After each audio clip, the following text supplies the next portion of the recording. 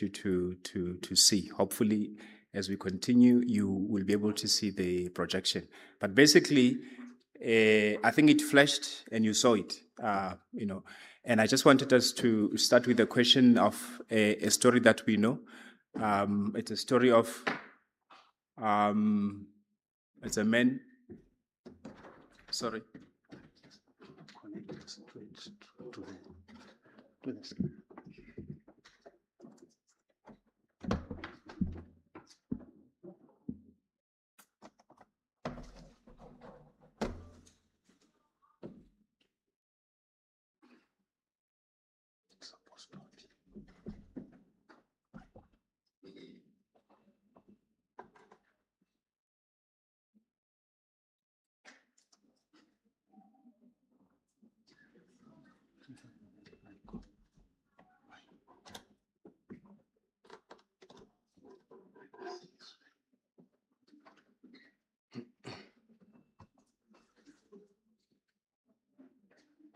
Because now I connect it straight to the screen.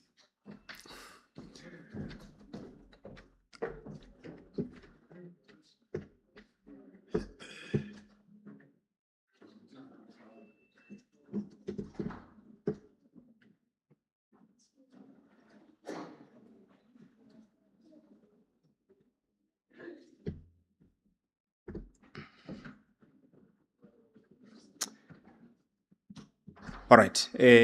I think we should continue. Very sorry about the interruptions. Yes. Perhaps I should start at the beginning. I said I'm Khobata Sititimela and I'm from the National University of Lesotho. I'll be speaking to you about building a robust DPI for service delivery, meaning digital public infrastructure. So I wanted us to talk about or start with a story that hopefully we all know.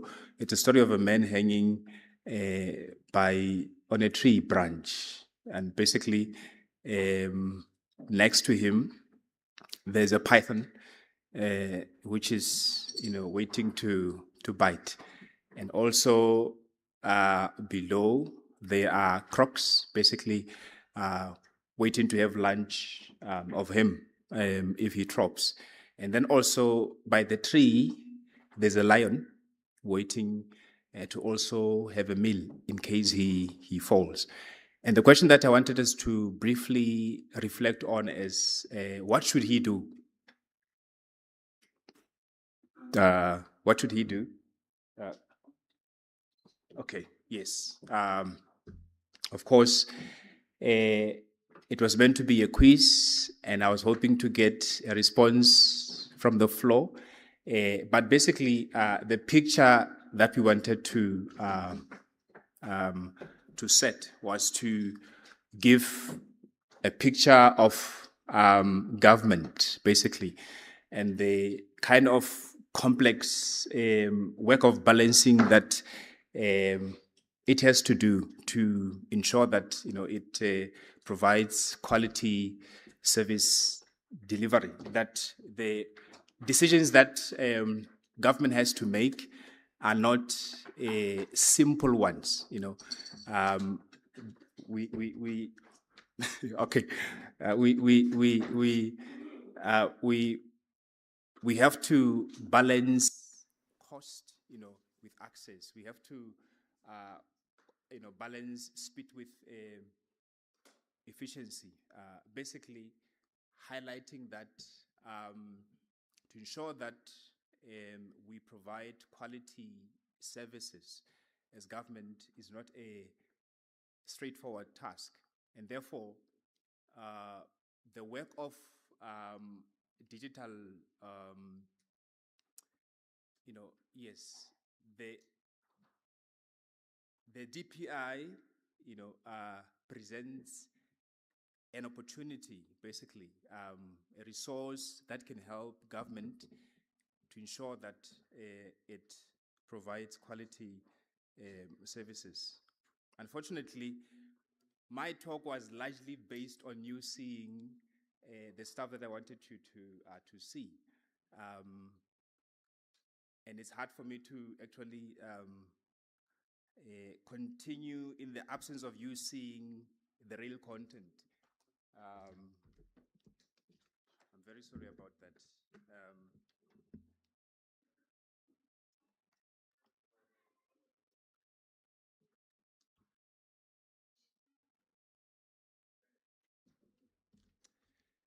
Yes, thank you. Yeah. It was a very long 5 minutes. um, thank you so much. I think we have passed the first slide, which I wanted us to reflect on. Like I said, it was meant to be a quiz, hear your input, and have us solve the riddle together. But due to time, we will pass it. And I'll give you another quiz because we missed the first one. And I hope our short time together can be interactive more than one way. And therefore, the question that I posed is, when you look at the picture that is projected, to your mind, what comes to your mind? It could be one word, it could be a phrase, a sentence, but basically, when you look at that picture, what comes to your mind? I said I'm a teacher, so this is the part that I enjoy the most in giving presentations. Anyone? The picture is projected on the screens. Unfortunately, some can see the screens and some cannot. Yes, I see a hand at the back. Sorry? Okay, she sees oil extraction. I saw another hand here. Cloud. Okay, what cloud? Cloudy? Cloudification. Okay, so there's oil extraction and then there's clouds. Yes, that yes. Okay, you see some softwares there. There's oil extraction, there's cloud, there's software. Last one.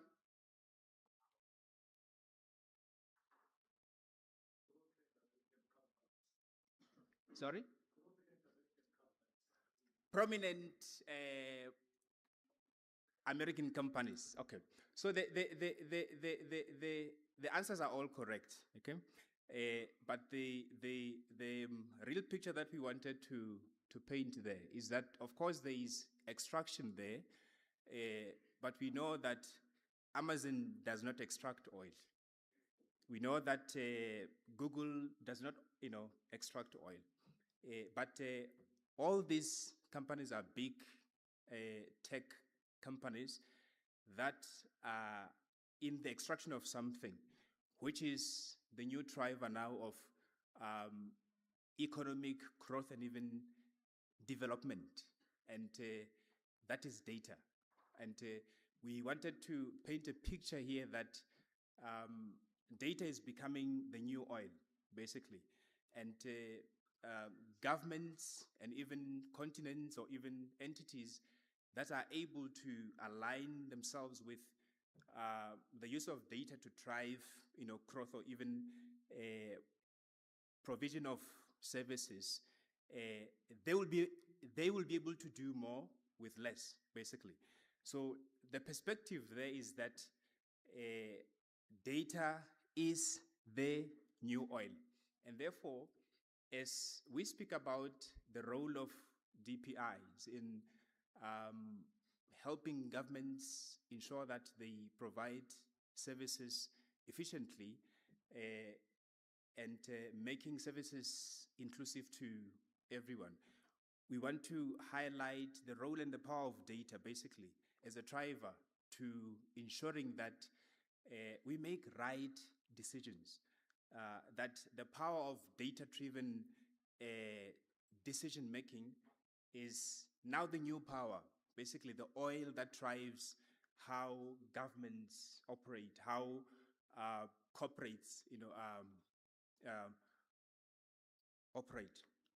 And therefore, before we even define what we mean by the DPI, we want to say Lesotho also is well positioned, to exploit the digital advancements that are currently available to drive meaningful impact by ensuring that we use data to drive the way we make decisions. And therefore, one of the events that I'm quite excited about this week is the fact that this week the Single Bridge will be launched officially. And for me, the bridge gives a picture of an analogy that can help us to understand what DPI is, basically, and the emphasis that we need to put, basically, as government, as the industry, and even as the other players, to ensure that we harness the power of technology to drive growth and even provide services. So, of course, the bridge connects two mountains, okay, and it spans around 1K from one mountain to the next, and has 15 pillars, okay, which go down to around 100 meters. So the power of the bridge is not basically in the highway that we see or which we enjoy to drive on, but the power of the bridge is in the pillars that are able to hold it standing and to ensure that it is a single form of infrastructure that connects communities and brings services and growth. And therefore, we want to position the DPI equally as an infrastructure that is very necessary to ensure that the benefits that we want to harness, and having an economy that is digital, where in terms of health, agric, finance, education, the nation can enjoy the benefits that digital technology brings. I said I tend to lose my voice when I'm very excited, so please bear with me. So the DPI is also an infrastructure that has key components that we have to get in place and have set up and working, so that on top of the DPI, then we can deploy services that address our specific goals we want to achieve in terms of providing services. So, of course, we have the identity block, okay, which is very necessary for the citizens to be able to identify themselves.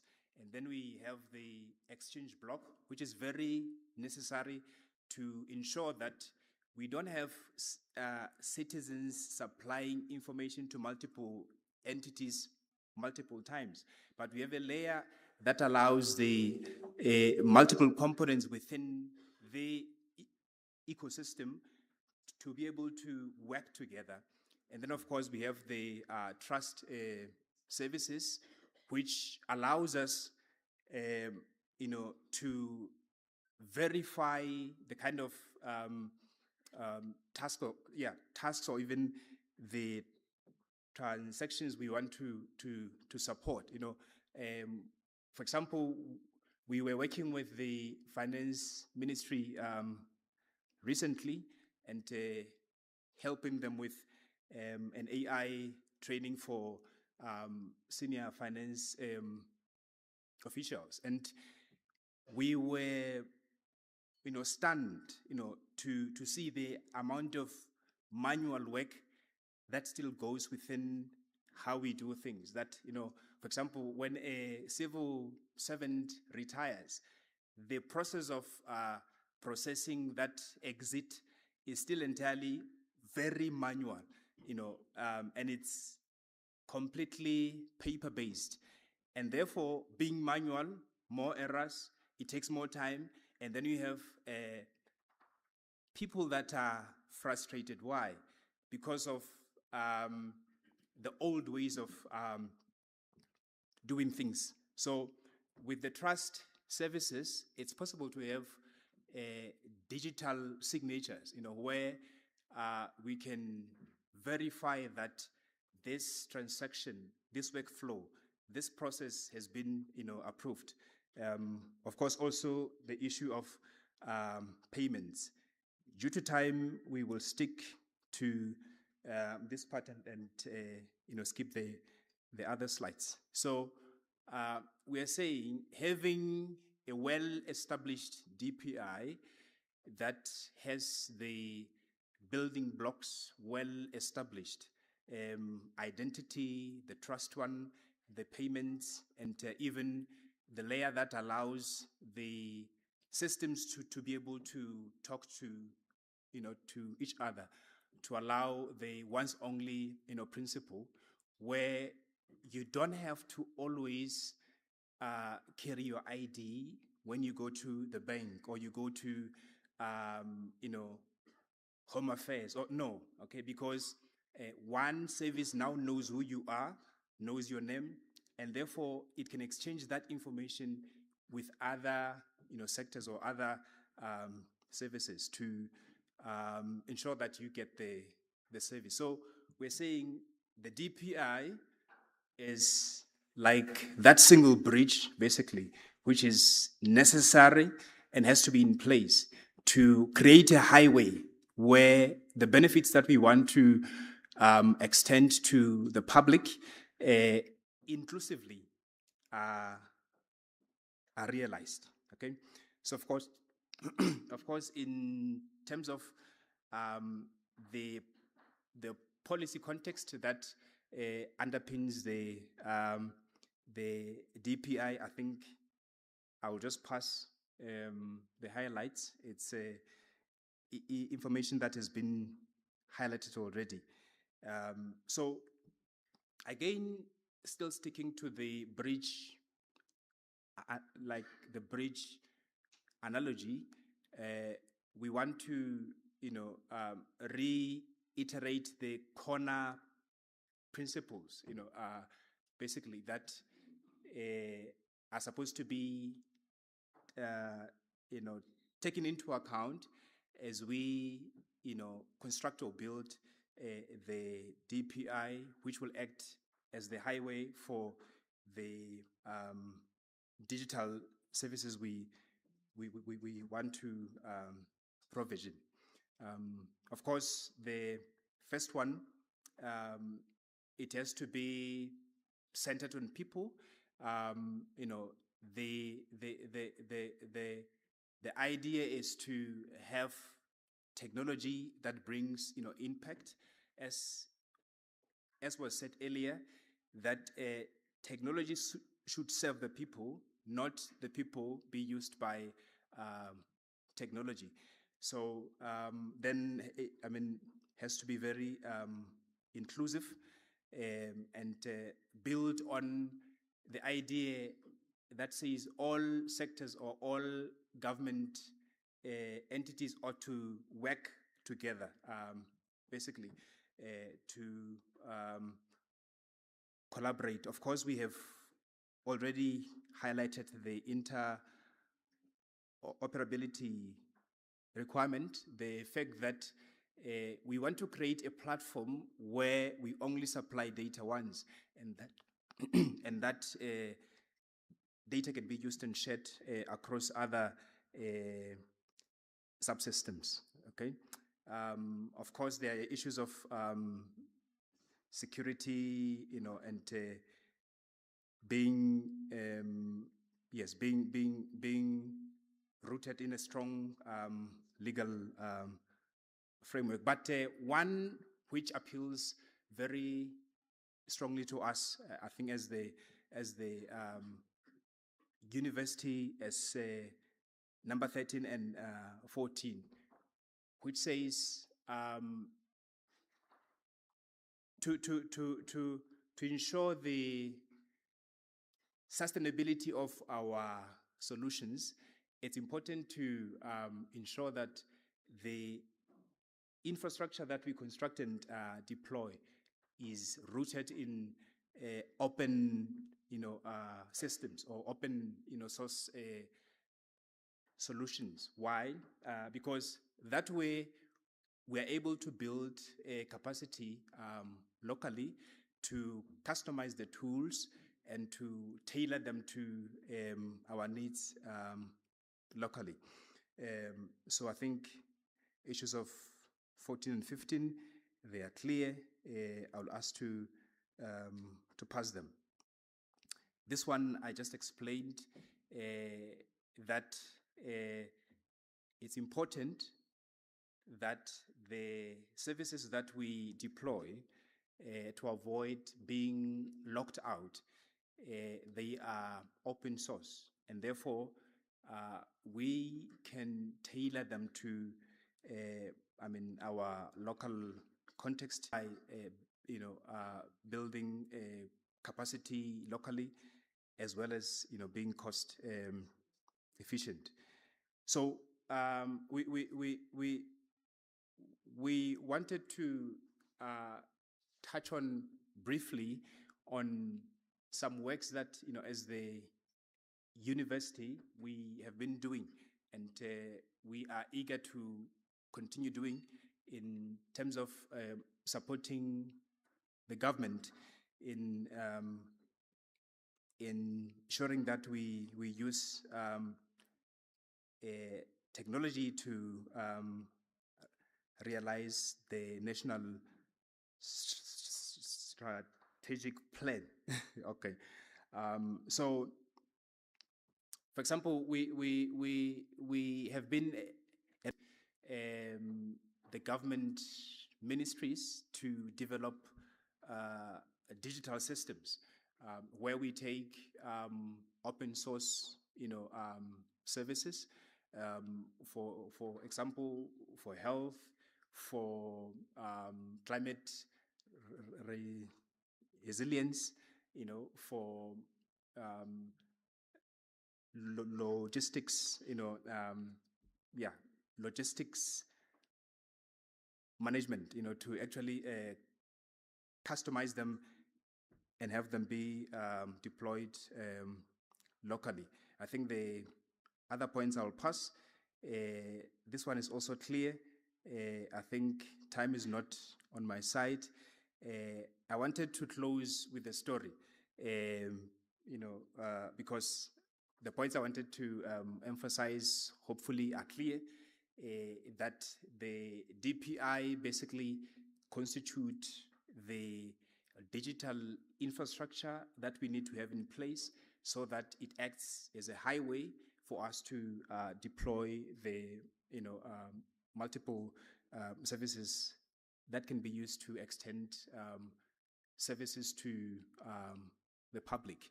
So the story is a story of 7 Ashanti boys who were very nice and very handsome boys who had a father who was very rich, but the father died. And then when he died, he left a message with the chief, and he told the chief that once he dies, he should summon his boys to the palace.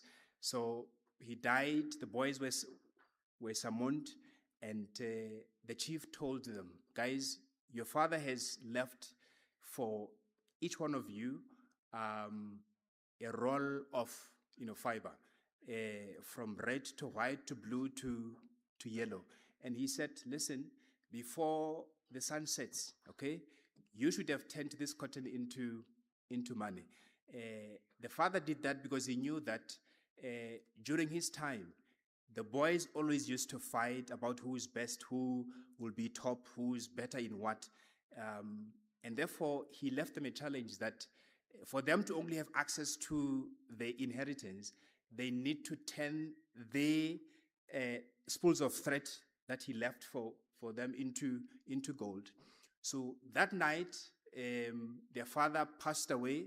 They sit alone in the room, and they say, guys, we cannot fight. We need to find a way to work together.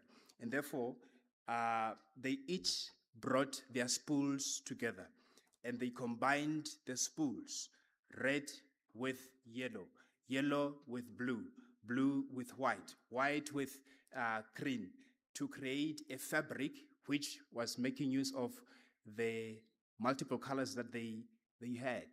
And without fighting, without arguing about who is better and who can do what better. And then after they finished, then they went to the market. In the market, they marketed their product. That's when they met the chief's right-hand man who saw the product. And he said, look, man, this product is a product or a fabric fitting for the chief. And then he summoned them to the chief, where the chief paid gold for the fabric. Time is short. I think we are done. The lesson I wanted to close with is that for us to have a robust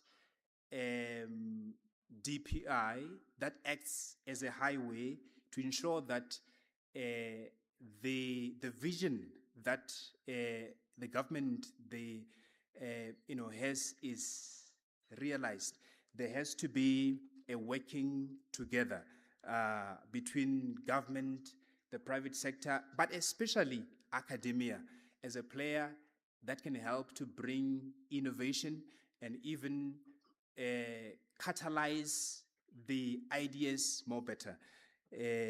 My time is out, but I think I thank you for your attention, and I'll stop here.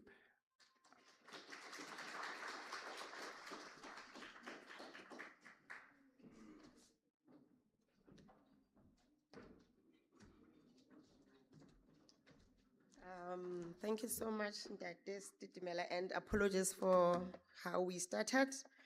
But I'm happy that you have set the foundation and you actually talked about mostly of what you're going to talk about after this session.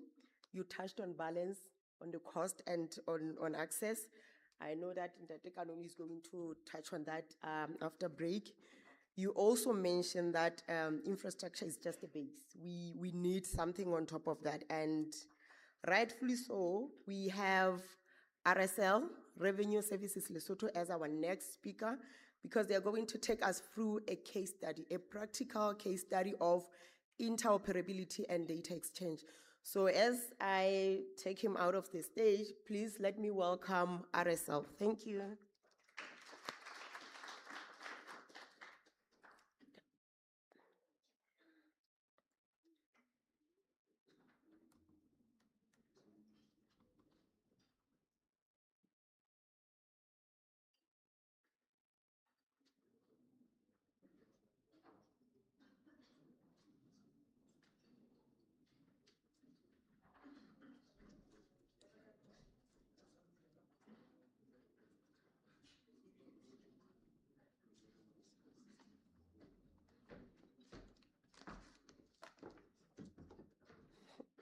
Thank you, Wondat, and please be kind and start by introducing yourselves.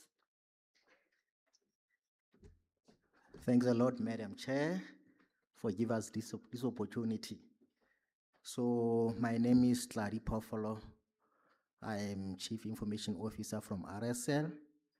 I am with a team here. The first one, Ntate Bire Mohau, who is from IT. He's a specialist in software development. And Ntate Tebe Kepa, he is a specialist in custom issues. So we are going to have Narimo doing a presentation on this concept called LNSW. So we first started this initiative with Ministry of Trade. It was a collaborative effort in terms of solving a specific problem, which that they will nicely address. What kind of problem did we try to address? And the way we addressed this problem was to introduce what we call a platform. And in this case, we introduced a digital platform. So anytime you talk about a platform, obviously, you talk about the structure. The structure can be physical, the structure can be digital, but this time around, we introduce what we call a digital structure, whereby there was exchange of service. Somebody will access the platform because he needs service, and somebody will access the same platform because he wants to offer a service to somebody who needs it. So this is the kind of platform that we have created. So Dadema, over to you.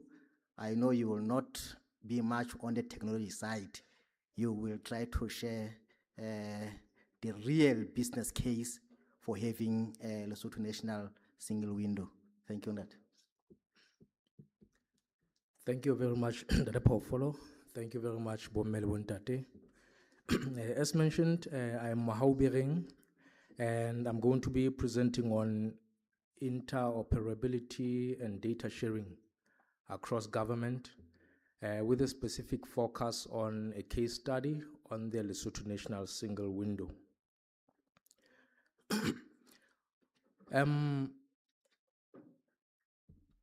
The business problem that this initiative intends to solve is such that for controlled goods, which are basically goods that the government through its agencies,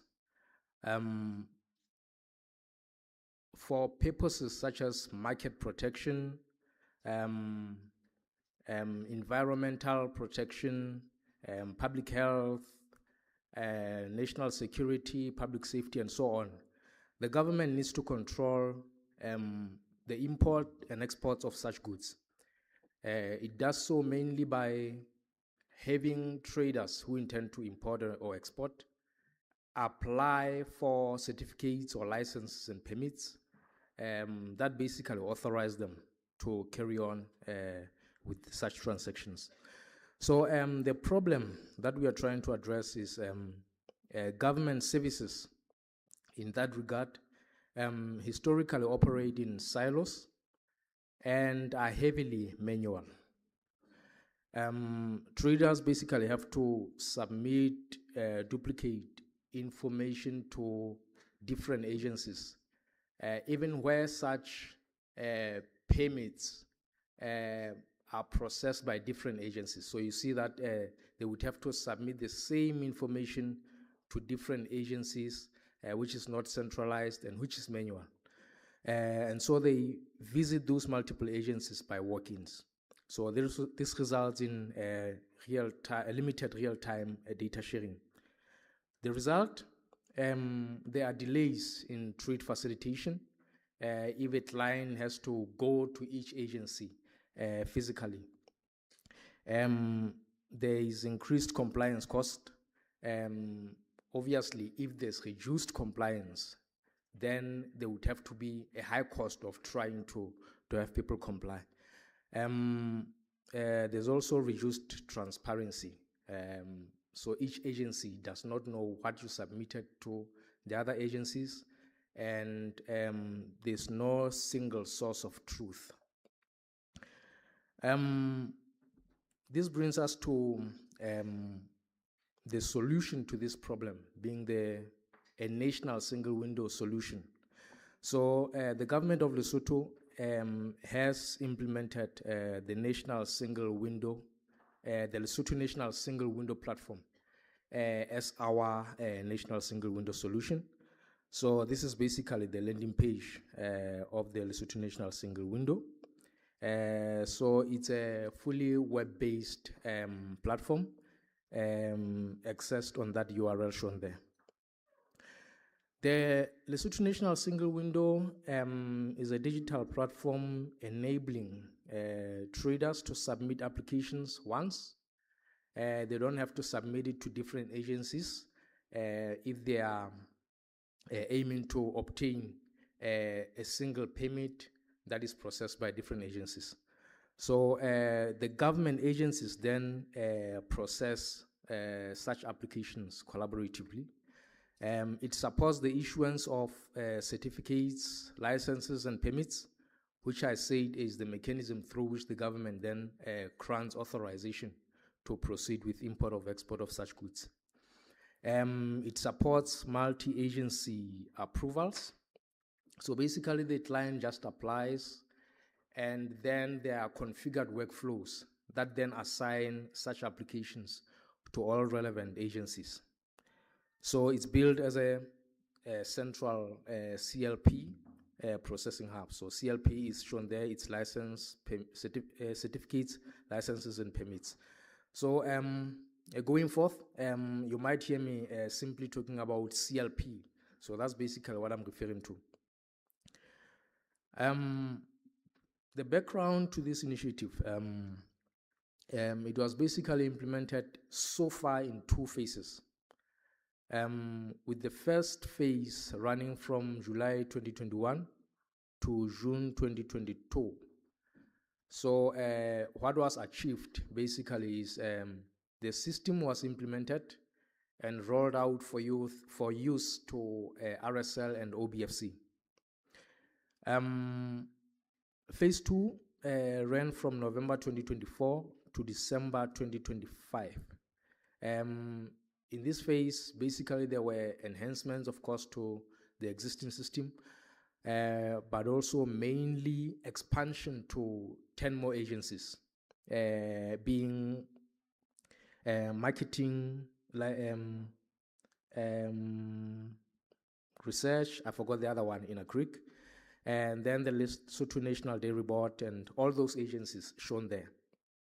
So to date, there are a total of 88 electronic CLPs implemented and therefore able to be issued via the LNSW.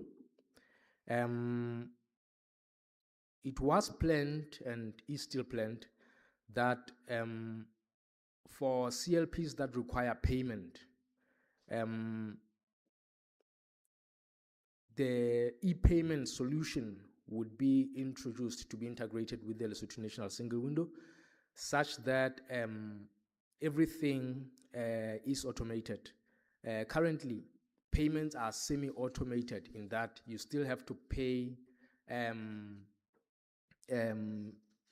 maybe you pay by cash, maybe you pay via EFT, but then you still have to upload your proof of payment to the system to be checked and approved by relevant officers. So we aim for that to be fully automated, such that you can simply pay online and then immediately your payment is integrated to the LNSW.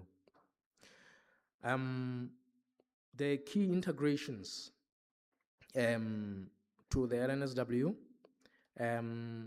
we have integration with Asikuda World, which is the customs management system that RSL has adopted for processing of imports and exports, among other things.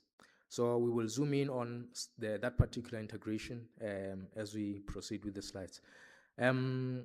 We also have integration with RSL's public sector revenue management solution for client registrations and tax compliance. So basically, when you register on LNSW, you are verified against your tax registration and your tax compliance. We also have integration with our Active Directory solution for authentication and single sign-on. So I already mentioned the payment gateway. So that's basically for processing online payment. we also have integration with email and SMS services just for communication, and to the International Plant Protection Convention's e-phytosanitary system. That's basically for e-phytosanitary certificates for import and export of certain protected plants. So I did say earlier that we will zoom in on integration with Asikuda in particular, since that is the system that actually processes such imports and exports of goods. So even before the use of the LNSW solution, Asikuda expects that for certain protected goods, or rather for controlled goods, a trader has to provide a permit or certificate or license that shows that the relevant agencies have authorized them to proceed with that import or export. So what used to happen is the trader would have to provide that as an attachment to the system. So that's still open to forgery, and also it needs officers to check that, and they may overlook that, and it does not provide information concerning usage of that. We don't know that you have actually utilized that document or not. So with this integration with Asikuda and LNSW, first of all, we had to build a permits module in Asikuda, which previously didn't exist. And then secure web services were developed to be invoked by LNSW, such that on approval of the CLP in LNSW, the CLP data is sent to Asikuda.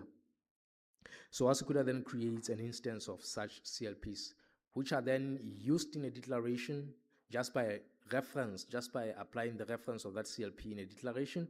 And then Asikuda proceeds to perform relevant validations and also to provide feedback to LNSW regarding usage of such CLPs, such that agency officers are able to tell the usage of such CLPs, what is still remaining, what has been used, and so on. Coming to benefits of interoperability in this regard, benefits to government include improved coordination between agencies, enhanced compliance enforcement. I did mention that the system then validates that the information you provided is correct, and also your usage and so on. So there's real-time visibility. Benefits to traders, if you have to just apply online and no longer have to approach different agencies and no longer have to go to multiple agencies, there's therefore a reduced processing time, there's single submission, and there's also increased predictability. We did encounter some challenges during implementation. The first challenge that we picked up and mentioned here is that of lack of, there were agencies that did not basically have basic computing devices and reliable internet connectivity. So the mitigation to that has been and continues to be that there is provision of required resources by the project through CAFI until such agencies have actually handled that through their budgets. There was also resistance, and that is to be expected, to moving from the manual environment that people have been used to digital processes. So going forward, we aim for full e-payment implementation, expansion to more agencies, and a legal framework which the legal teams of these agencies are currently busy with, and also to strengthen governance. So in conclusion, the LNSW is a key digital trade platform in trade facilitation. It has laid a strong foundation in ICT for our different government agencies. The focus now going forward is on sustainability and expansion. Sustainability in the sense that we have implemented through the project, through funding, but now we need a self-sustainable way to fund the project, or rather the implementation. We also aim to expand to more agencies.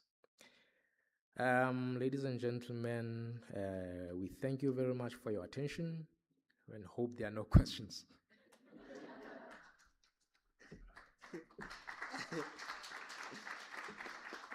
Yeah, thanks a lot, Dadivering.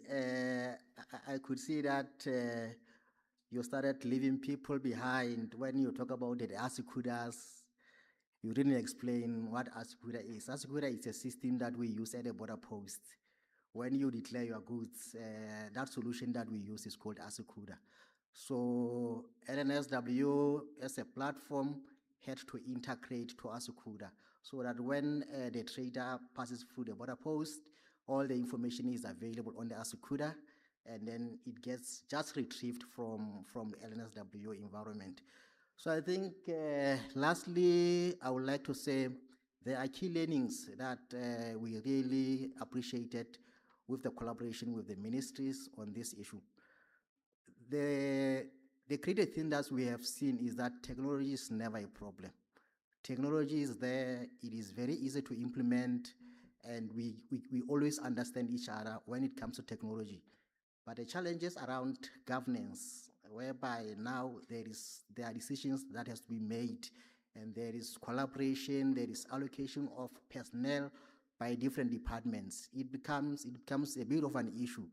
Issues of ownership, accountability, you find that if RSL is trying to participate, sometimes we will say, but this is not our role.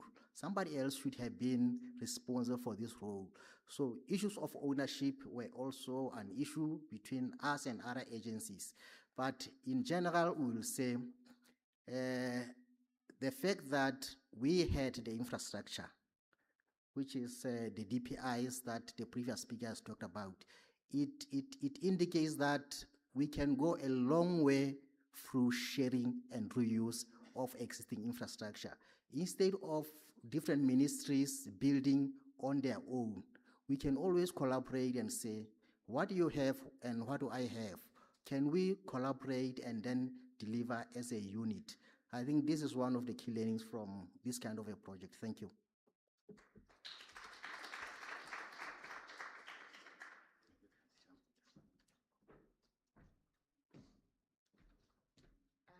Thank you very much, RSL. I don't know if we have questions from the floor. I would take that they were very clear. Yes.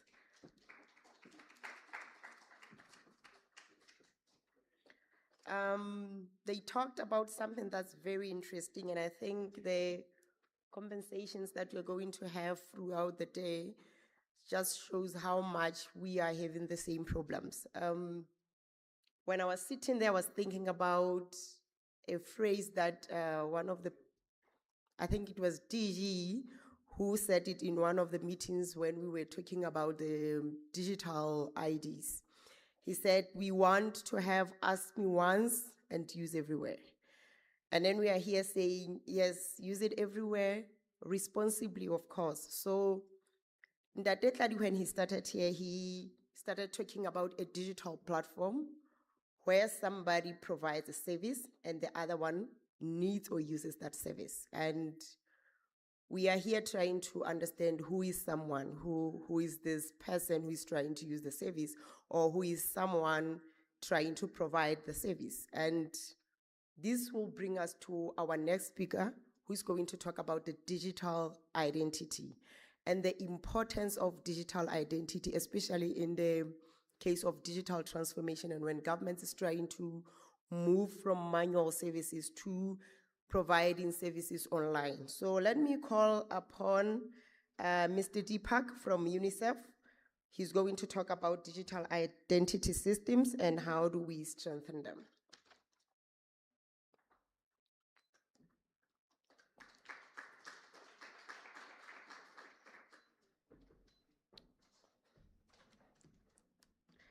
I'm not sure because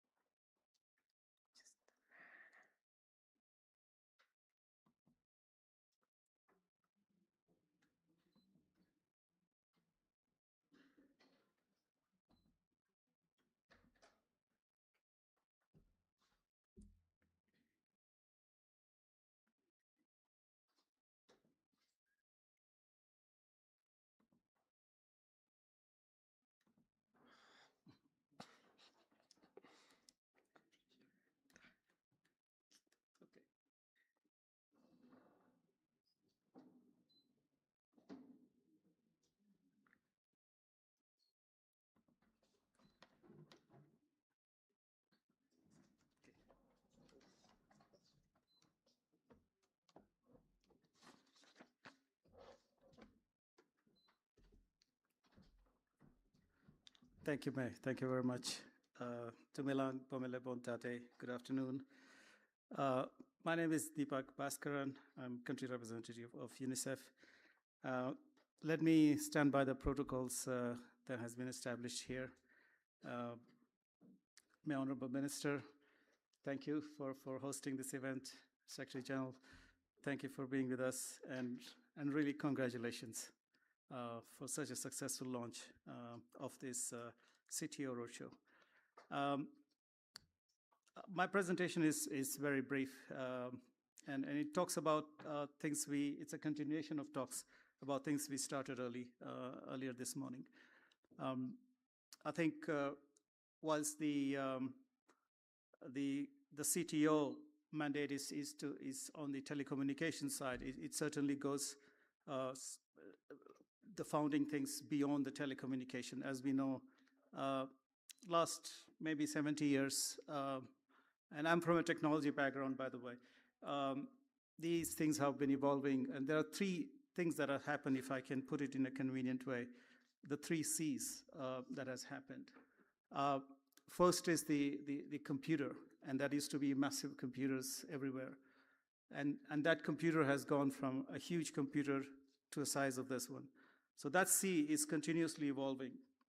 And the second C that has happened is the connectivity, which has also moved from a very analog way of doing it to digital and increasing in terms of generations and speeds.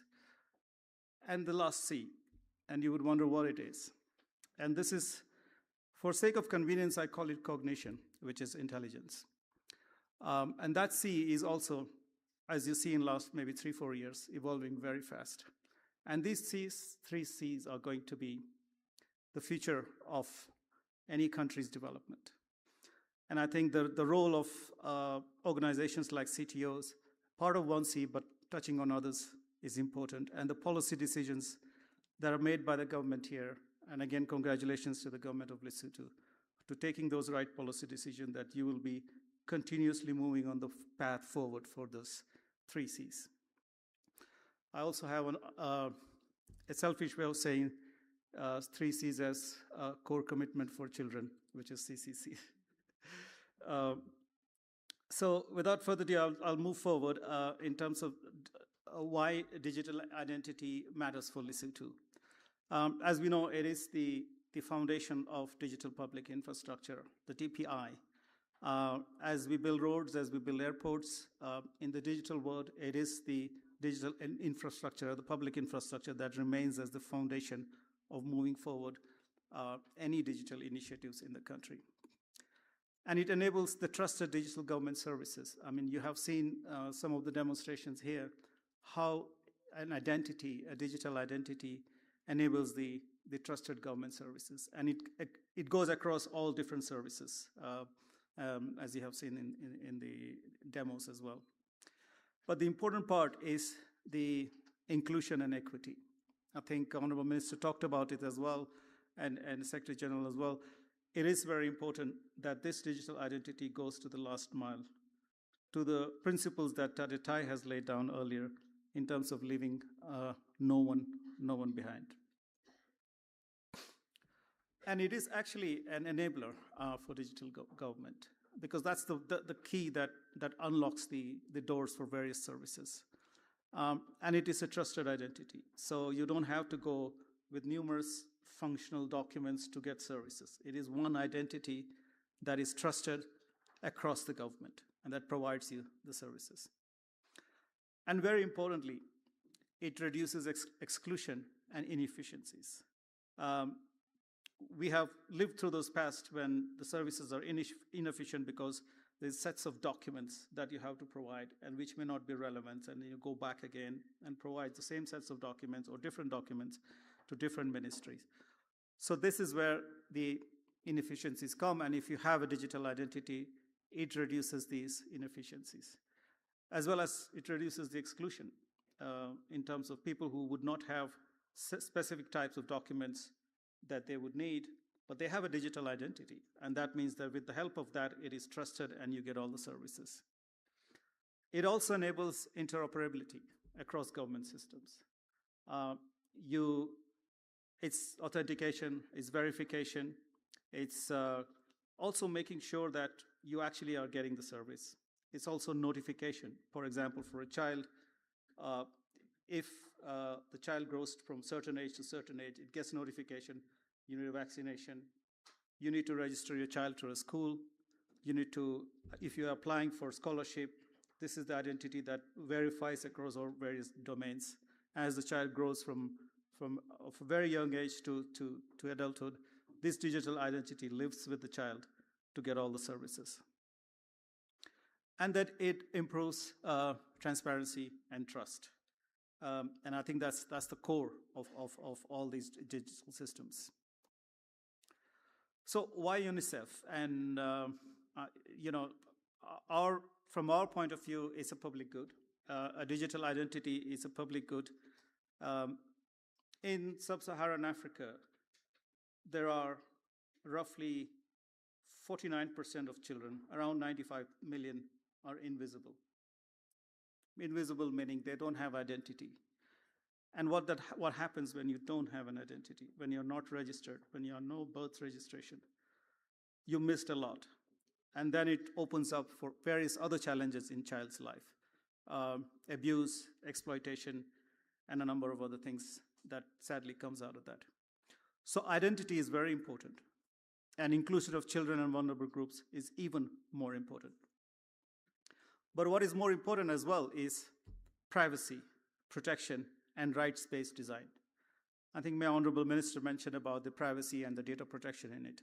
And again, congratulating the government of Lesotho for taking that privacy by design from the very start, so that the data of all the citizens, and especially children, are protected. All the safeguarding measures are in place from the first day, from the design itself. And the key principles that matter is enrollment, making sure that it's universal and it's inclusive. It goes to the last mile. And I think several projects that has been done by the government, including with support from UNDP, reaching out to the furthest mile to help us include all the citizens and especially children to get enrolled. And the important part is strong governance and legal frameworks. It's not easy. As someone was talking about earlier, technology is easy, but deployment and people and governments and legal framework, that is not easy. And most importantly, privacy by design and cybersecurity. So in terms of ID connecting to different services, and these are very simple examples here. As I was mentioning earlier, I think very importantly, the core source of data for civil registration, which is the CRVS platform and NICR. This is where your identity lies. And currently, in many governments, many places, this is where your identity lies. And how do you make sure that it is integrated with this unique registry, which is the CRVS platform? And then if you are looking at getting services across different ministries, different types of services, including private sector, by the way, the KYCs and everything that happens there, it helps us to seamlessly get a user experience. Just by a digital ID number and your biometric verification, you can get access to as many services as you want. It's safe, it's secure, and it has a privacy protection as well. And it also supports the future digital innovation. I think I can go on and on about it, but this platform is something that is enabling young people to develop solutions. And I'm sure there are many young people here in Lesotho that could be able to use this platform and develop their solutions, their startups, etc. Speaking of that, I think there are plenty of opportunities for Lesotho. Firstly, for the improved governance here and service delivery for citizens. I think it's faster and more inclusive service delivery. I think this is also part of our digital transformation strategy, which I have also supported, but thanks to the leadership of the Honorable Minister, as well as my brother, Tate PS, for leading that transformation journey, including Tate DG here, and all the team of the ICT. I think you have done a wonderful work in terms of putting that foundation here. It is also better for planning and using reliable data, because based upon that, you can take key decisions. And this is very important, because it provides, with privacy, with respect to privacy and protection, we can use this data for better service delivery. And the potential collaboration, which is, we are living with it now here, with the CTO and other regional collaboration that is happening with SADC and African Union and other global players. I think these are the opportunities that is presented here for Lesotho. I also wanted to mention a few things around managing risk and building trust. I think there are safeguarding frameworks that are applied in digital public infrastructure. I think it was last year when we talked about at the General Assembly side meetings in New York, with support from the government of Lesotho, we talked about the safeguarding of the DPI infrastructure. Very importantly, to have inclusion, to have safety, and to have trust. So the frameworks that we are applying here is the standard frameworks for universal digital public infrastructure. Importance of partnership. It's not only government, and I think we have all the players here. It's the government leadership and coordination. It is the private sector, and especially in the areas of innovation, in terms of ideas, in terms of implementation. And of course, development partners like UNDP, like UNICEF, and many other development partners that are here, including the international financing institutions, the banks as well, that they can help in moving forward, and especially in areas which requires global guidance, global best practices that can be developed here.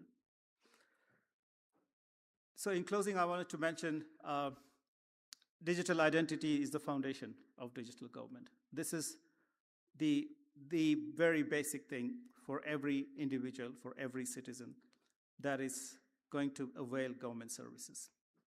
And it's not only for services, it also provides platform for innovation.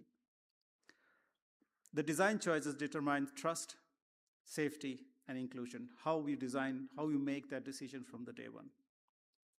And then UNICEF and the UN partners are ready to stand to support the government of Lesotho. Once again, I would like to congratulate the government for really, what I say, pushing above your weight. Really, when I see that from last 3-4 years, the government's digital transformation strategy is very much frontline. It is also that I would like to congratulate government of Lesotho to be part of the first 50 in 5 countries. If you have heard about it, there are 50 countries that have been identified to implement digital public infrastructure, and congratulations to Lesotho for being part of it. We will also compete for the award on how far we are. I think this is the moment to also showcase that. So, thank you very much, ladies and gentlemen. Good afternoon.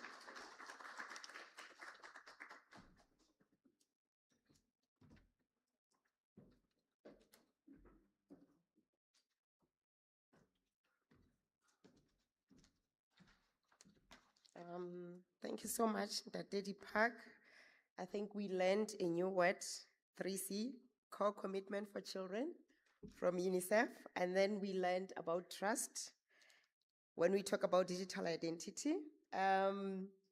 We have with me here Dr. Christoph, who is going to talk about the challenges of leaving no one behind. Like we just mentioned that this is what we want to do. We want to connect everyone. We are talking about inclusion and equity, and he's here to talk about what are the challenges of that.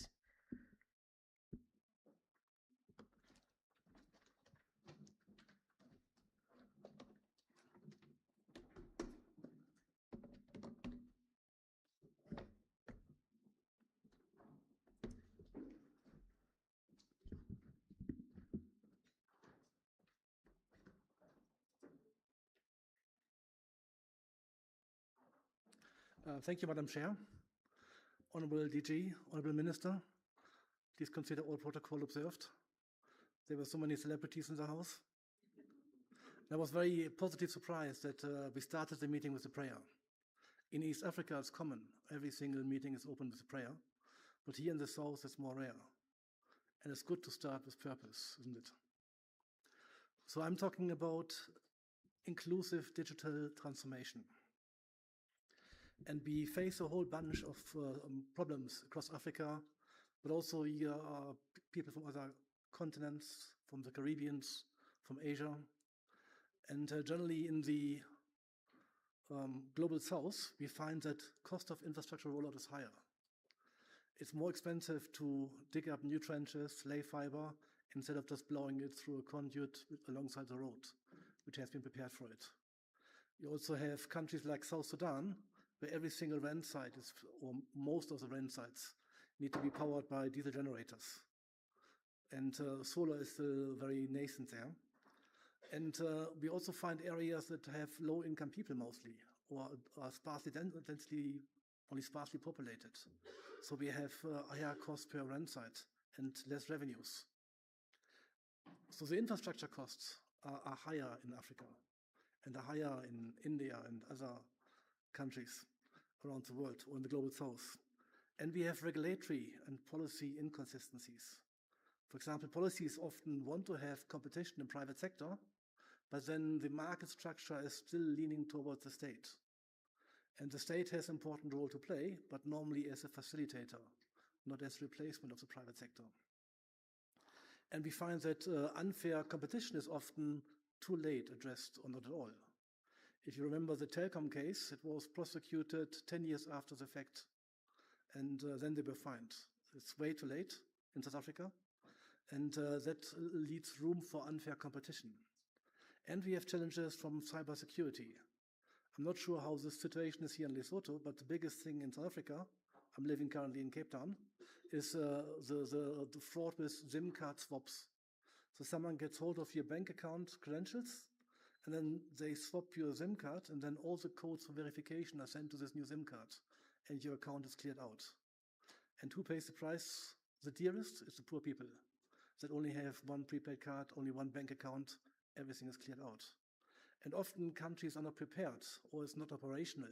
Maybe the laws are there, but the enforcement is weak to protect our citizens. These are the three key obstacles to digital transformation. And I would like to start here with a story. We had a couple of teachers already on the floor, and this is one of a book, Why Nations Fail. One could reformulate the title and call it Why Nations Succeed. And it's a book by two Nobel laureates for economics, And they discovered that it's not necessarily geography and culture and access to resources that make a country succeed. It's mostly governance, good governance, and then inclusivity. They bring the example that North Korea and South Korea, same culture, same geography. Why would one be very well off and the other one be very poor? It's good governance. Same for East Germany and West Germany. And Nogales, they mentioned, it's a city in the US, which is half in the US and half in Mexico. One side very poor, the other side very well off, just within one city. One can see that governance is what makes all the difference. But at the same time, we also need inclusivity. And here the example is one of the Caribbean islands 200 years ago under British rule. Yes, there was rule of law, but it didn't apply to 80% of the population, which were slaves. Or in South Africa under apartheid rule. Yes, there was the rule of law, but black people were excluded from it. And this always leads to underperformance. So inclusivity is the secret then to success. So when we think about digital transformation, we may improve good governance through it, and we also may improve inclusivity. But there's also the risk of increasing the digital divide. So the question is, how can we make it inclusive, and what do we need to know to make it inclusive?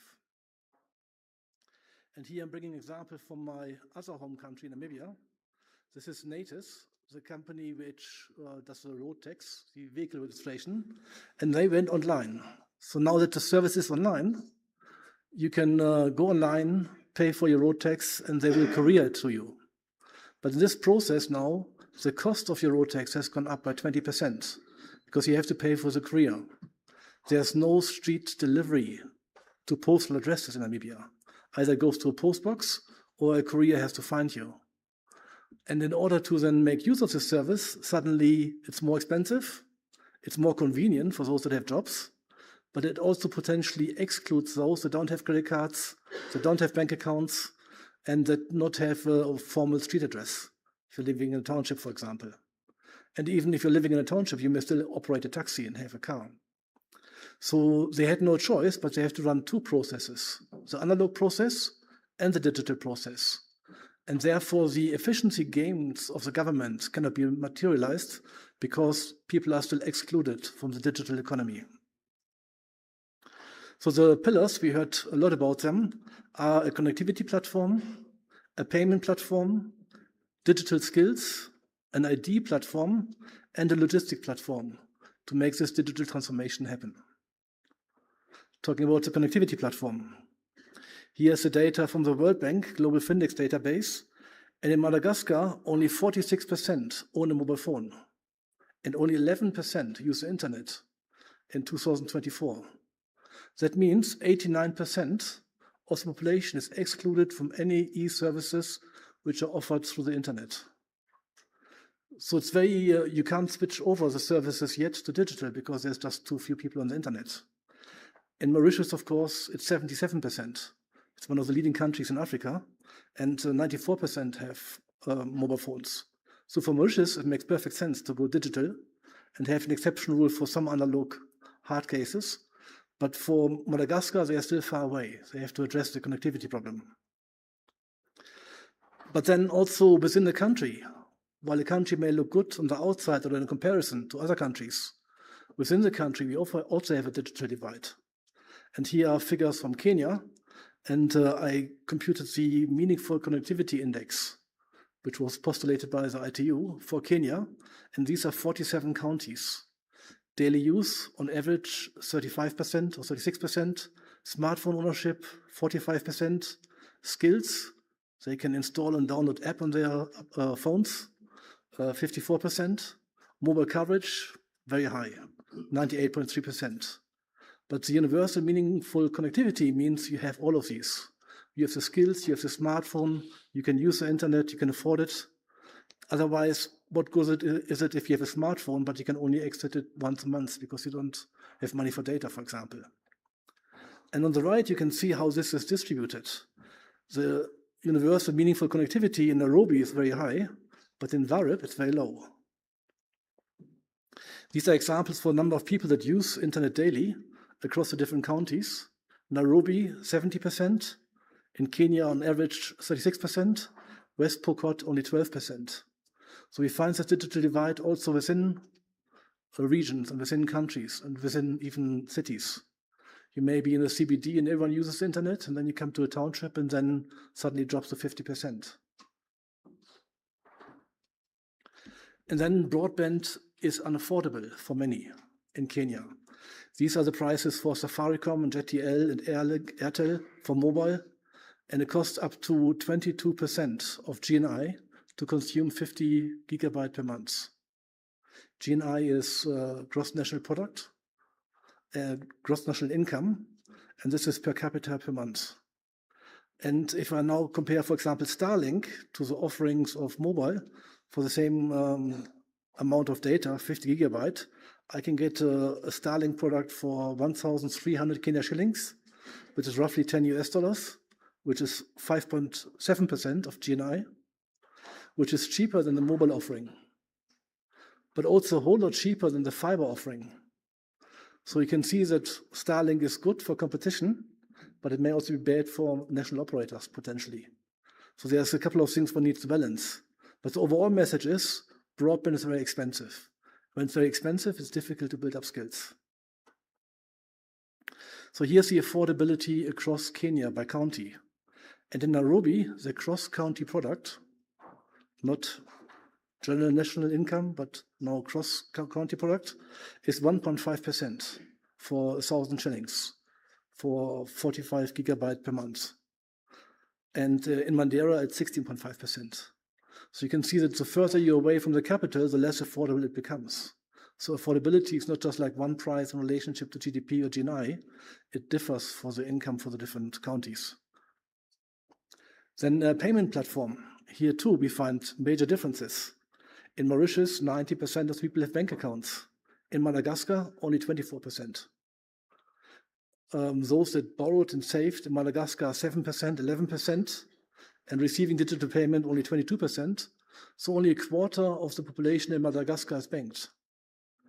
So if you have any service which relies payments through a formal banking channel, 75% of the population is excluded. In terms of digital skills, the ability to install apps on your phone, 54% of mobile phone users in Kenya can do this, but in Bahia it's only 25%. Here too, you can see that there's huge differences in the skills across the country, across the counties. And of course, there's a high correlation between affordability and skills. Only if you can use the internet can you build up the skills to use it better and do more. If it's too expensive for you, then that would be difficult. In terms of ID platform, Namibia, 96% of Namibians have a national ID, and hardly any difference between rural and urban, or female and male. But for Tanzania, it's only 62%. So if you require an ID to get a driver's license or to pay road tax, in Tanzania, 38% are excluded. So these are important things to consider and to plan then for alternative processes if you do go digital with your services. In terms of logistics platforms, these are the figures from the Universal Postal Union, and we can see that parcels is going down, letters is going down, post staff is going down. So the postal service is slowly shrinking. But at the same time, people order more from Takealot and Amazon and all the other online retailers. And these things are being caught up by the private sector in terms of virtual post boxes, smart locker stations, light variable cost transport fleets, motorcycles that bring around the shopping from Woolworths or Pick and Pay, or border borders that are also functioning as service providers in East Africa. So there is logistical innovations that take care of it. So how do we address these challenges in digital transformation? How do we improve inclusiveness? And the best answer that I can find, I work here for a regulator, is evidence-based regulation as the best approach leading to good governance of the ICT sector and also to the highest chance of inclusivity.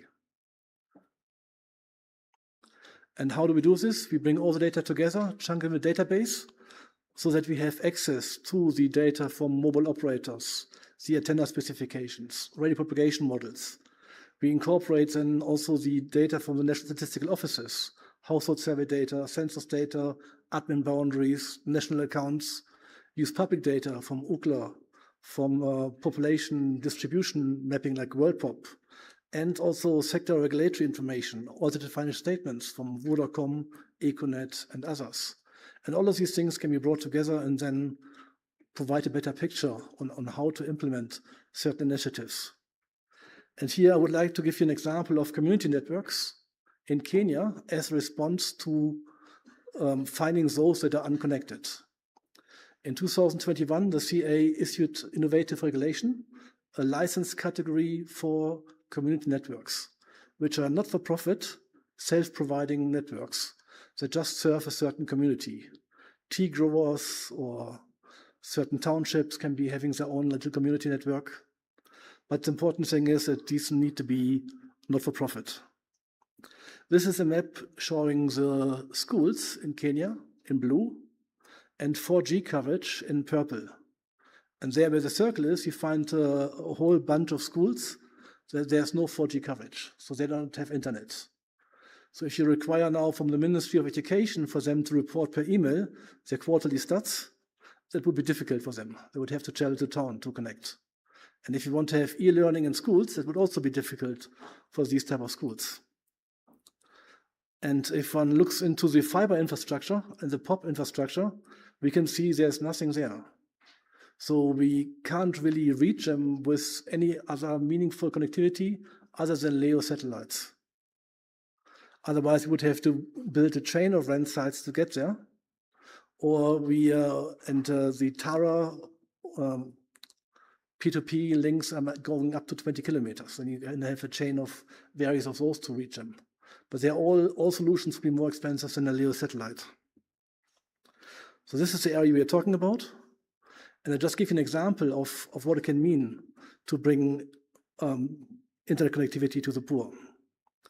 If I take this school now here on the ridge in the circle and place a RAN site there, then this RAN site would cover 467 people with very good signal between -75 and -90 dBn, or -75 to 0 dBn.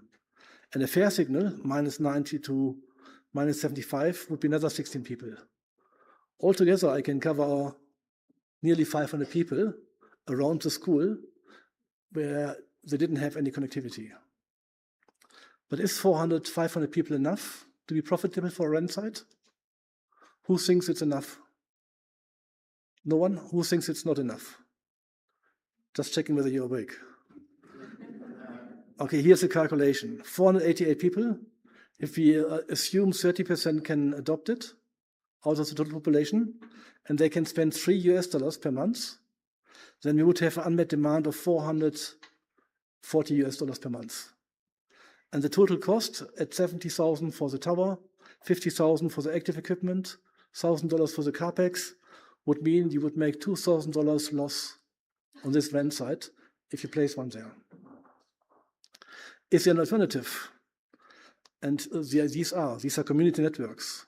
Here's a community network that purchases a Starlink terminal for $385 and gets a subscription per month for $60, indoor Wi-Fi router, and sells to their community, resells. So this is self-provisioning. It can be a restaurant owner that does this, a school, a clinic, a government offices, but basically they're just reselling for one purpose, to fund their internet access. So it becomes affordable to them. And here we can see we only need 30 subscribers to make this profitable, or at least to break even. Profit is $10 per month, which is not breaking the bank. If I up this a little bit and add 2 remote Wi-Fi stations and a more complex billing system, then I would need 50 Wi-Fi subscribers for such a model to break even. And I can further increase this and say, we also want to have P2B or P2P. We want to connect various other institutions, local government, businesses, maybe some more wealthier homes, also to such a system. And now I can no longer rely on Starlink. Now I need fiber there somehow. But then I can, there's many various alternatives how you can then source this and get close to it. And here for this model is based on 150 Wi-Fi subscribers and 25 P2P users. So it's like just to show you that there's options from the bottom up, from the community, how the community can connect themselves. But that may not always be allowed in the country. Often self-provisioning and reselling is not allowed. So in summary, there's many challenges to digital transformation. And evidence-based regulation is the best approach forward to provide good governance and inclusivity. And the example that I showed here was companies like Starlink can increase competition in the country, cheaper than fiber, cheaper than mobile broadband. But of course, it also increases dependency on a company which is not inside the country. But a regulatory solution for this is allow them to operate, but only through registered licensees, through ISPs and mobile operators. Then the state maintains the ability to enforce fair competition while benefiting from the ability to connect very remote schools. Very remote RAN sites can even be backhauled by a single Starlink. And this licensing framework to license communities or allow self-provisioning, regulatory forbearance, can all be measures that will increase the number of players in the market and that go to areas where otherwise no one else would go. So the combination of these three measures will contribute to closing access, usage, affordability, and skills gaps. So the more inclusive the digital transformation is, the greater the benefits for the country and its citizens will be. Thank you.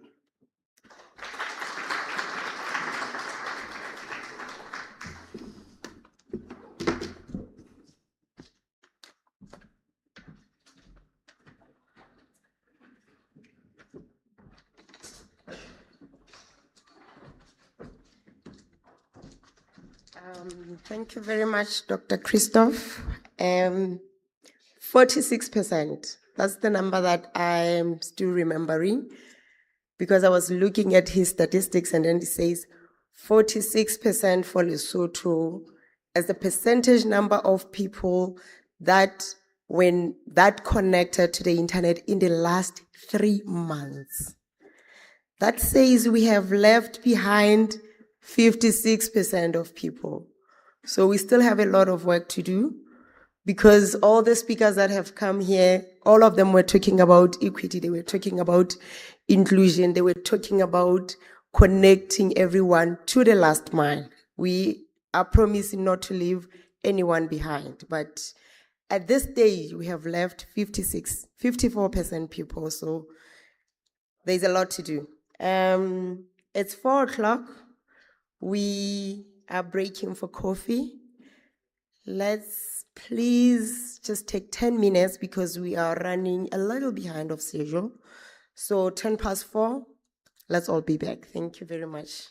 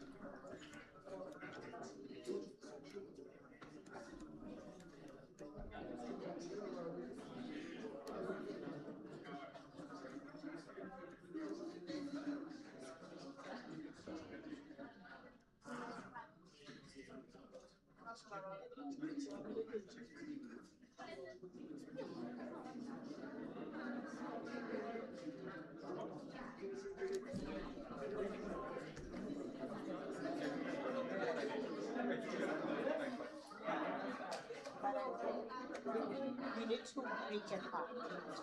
So we have four. He's not going to take that now. I'm not sure if you want to see it, but if you want, we can also give him so that at least at most the stretch problem was fine.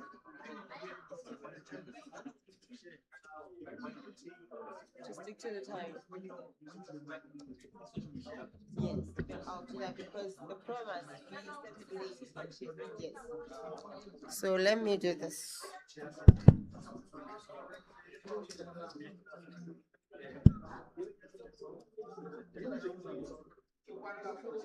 What?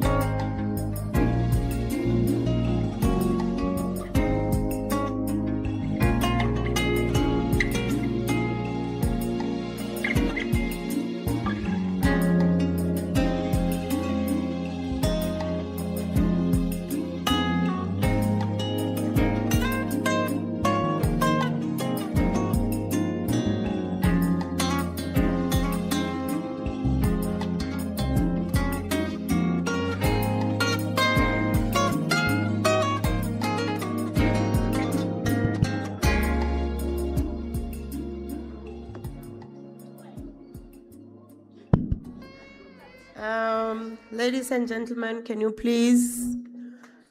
we start moving back to the room? We are about to start our last session where we are going to have the Universal Service Fund Committee Chairperson presenting to us to talk about what they are doing to ensure that we are not leaving anyone behind.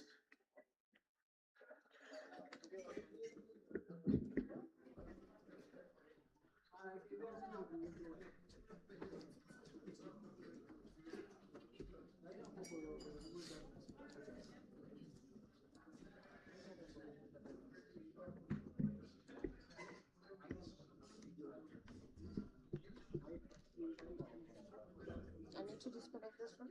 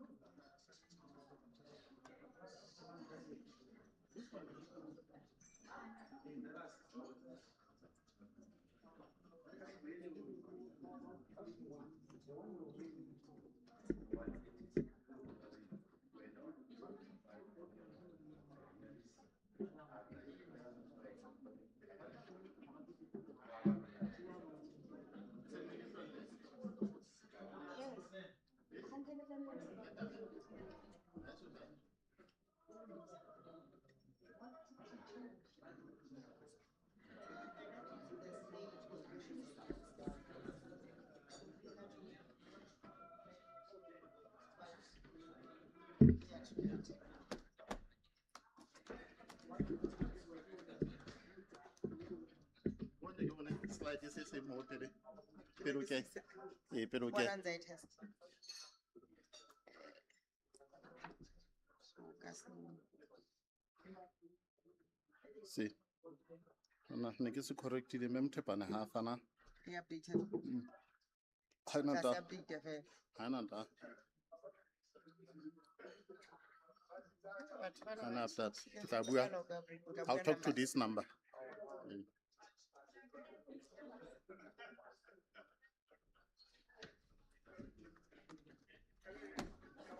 And ha ke shona ho qala ho batla ho sontse o bua ka ba sentse ba bona. Sentse ba bona. But ha re etse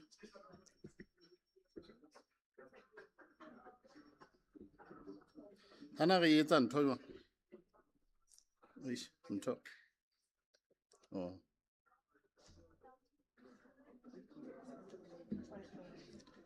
Okay.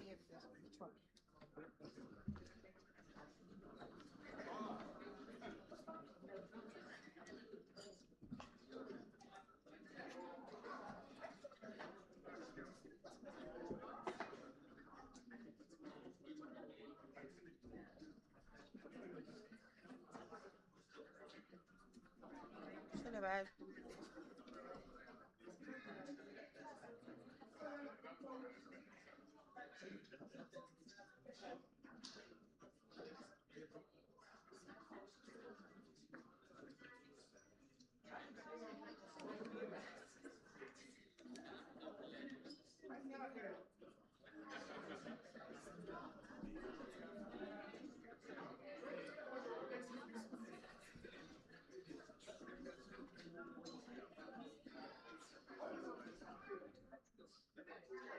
What's that again? inside. Ke teng la ba. Laba See. see. I'm going to get cancelled. I'm gonna get closed. So session is fell out Wednesday. Ke go ya na ba tshaya. E nngwe tle bele ka mona the other one is next to Wednesday. Or I should break out. Okay, break out. I give it a like opening. Yes. Okay. Opening but ba ka bona. Can I know opening? Yes.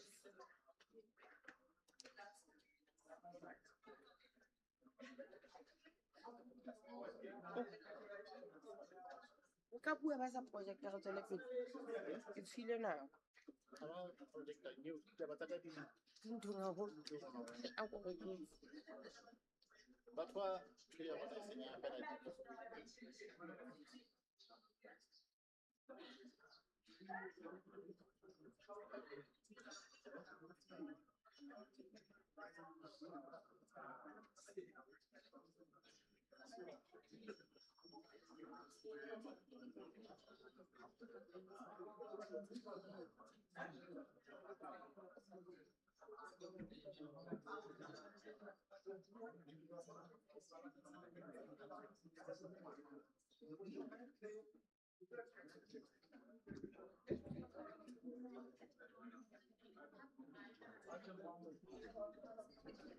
What's I saying in this event? Na tlo re cable ena ya HDMI e tloang mona e se hang. Jwale ntse ke mo shebela ye nngwe. Ke mo yana what's I saying in this event?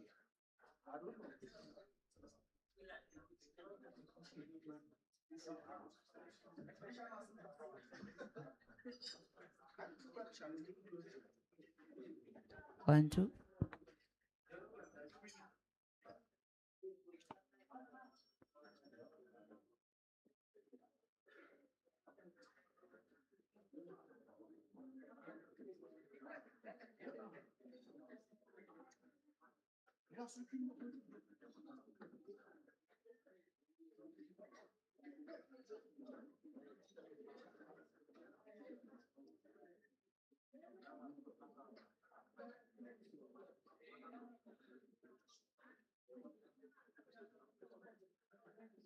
Yeah, that is good. You want to say, please,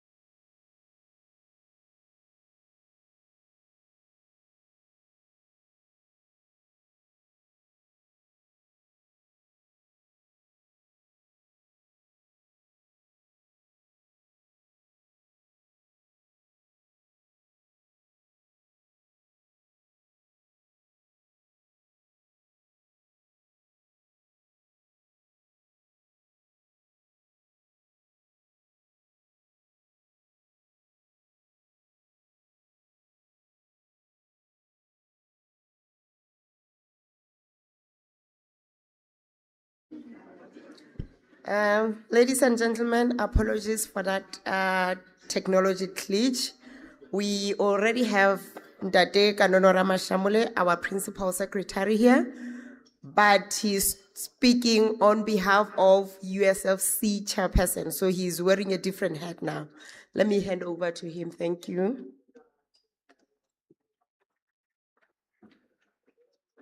Thank you, Ma'am Tukwane. Good afternoon, everyone. Let me once again recognize the presence of the Honorable Minister. I'm surprised she's still here. So she really values these sessions. Also, allow me to recognize Her Excellency Secretary General of CTO and other dignitaries that are here.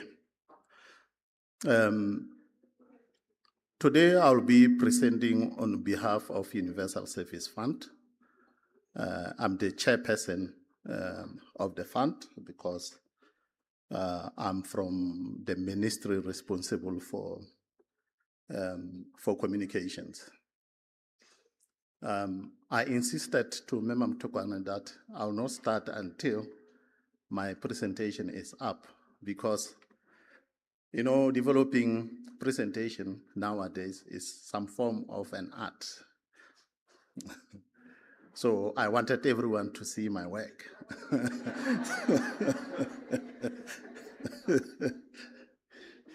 Okay, I've been given 15 minutes. In these 15 minutes, I'm going to cover the universal safety, our mandate, how we govern, and also how we operate. I'll also cover some of the infrastructure achievement we have done in the past few years. And I'll also confront some of the new challenges that we are facing. You heard in the morning, I talked about the usage gap. What do we have as 100% average, but the actual usage of people who are consistently on internet is just less than 50%. Then I'll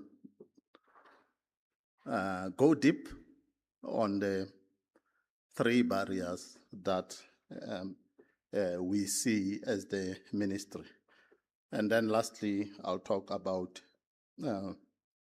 how we plan to address these challenges and all call to action to everyone to participate in this journey. Universal Service Fund was established by 2009 under the Communication Act 2000 and Legal Notice 31. Its mandate is simple: to provide communication services in unserved and underserved. It doesn't cover only communication, it covers other areas like broadcasting and postal services. We are proud to see some of our peer countries in the region have actually learned from us on how to set up the Universal Service Fund. It is one of the best model in the region. Like I said, in terms of governance, the Ministry of Communication is the chair, the vice is the regulator, and then we have other members from Ministry of Finance, Ministry of Local Government, and Lesotho Electricity Company. How we fund the activities of the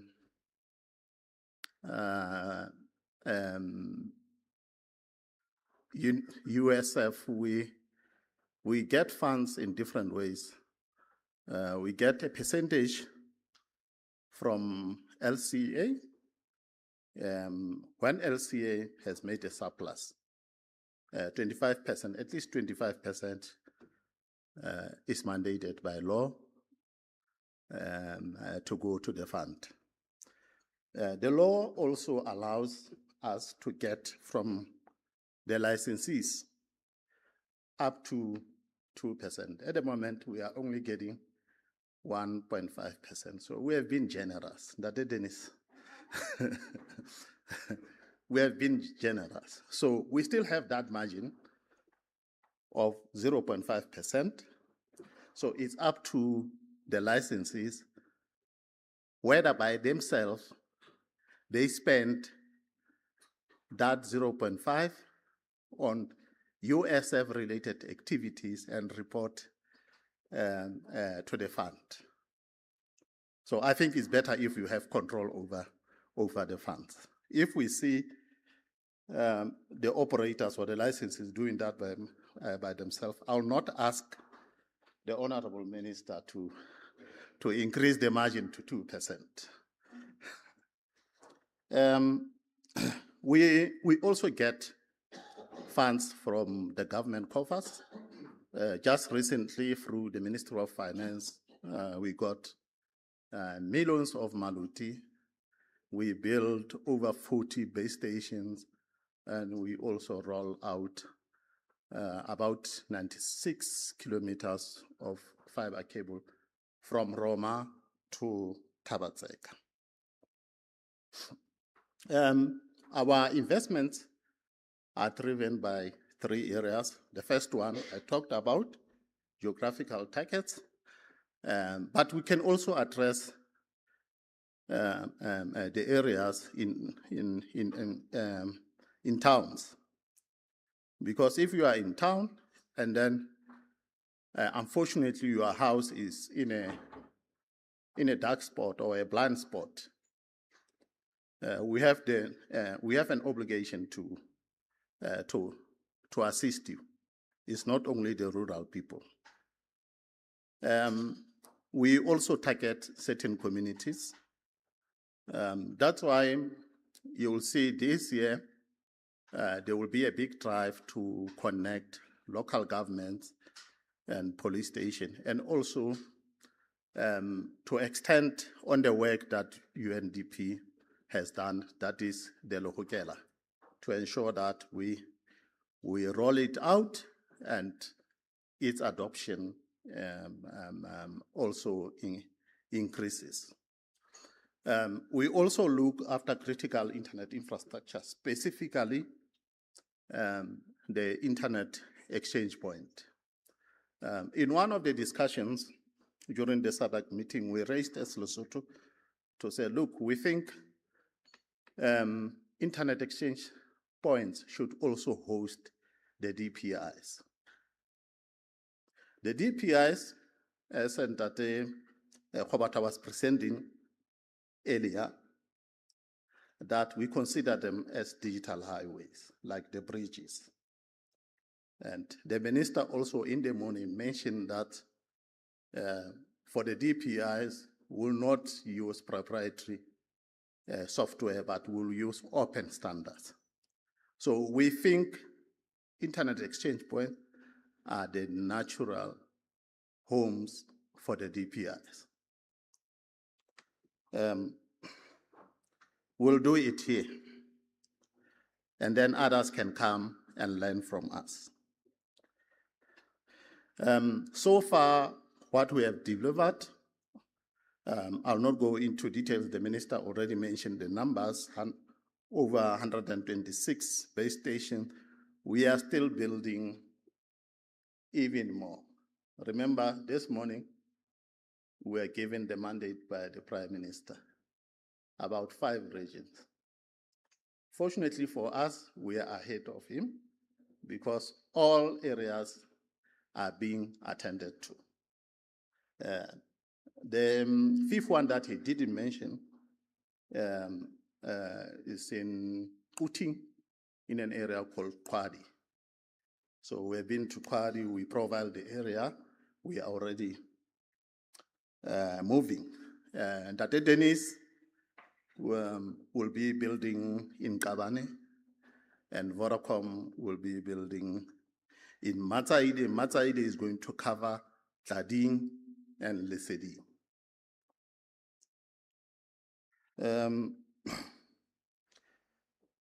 These are just base stations by districts. Tabateka has the most.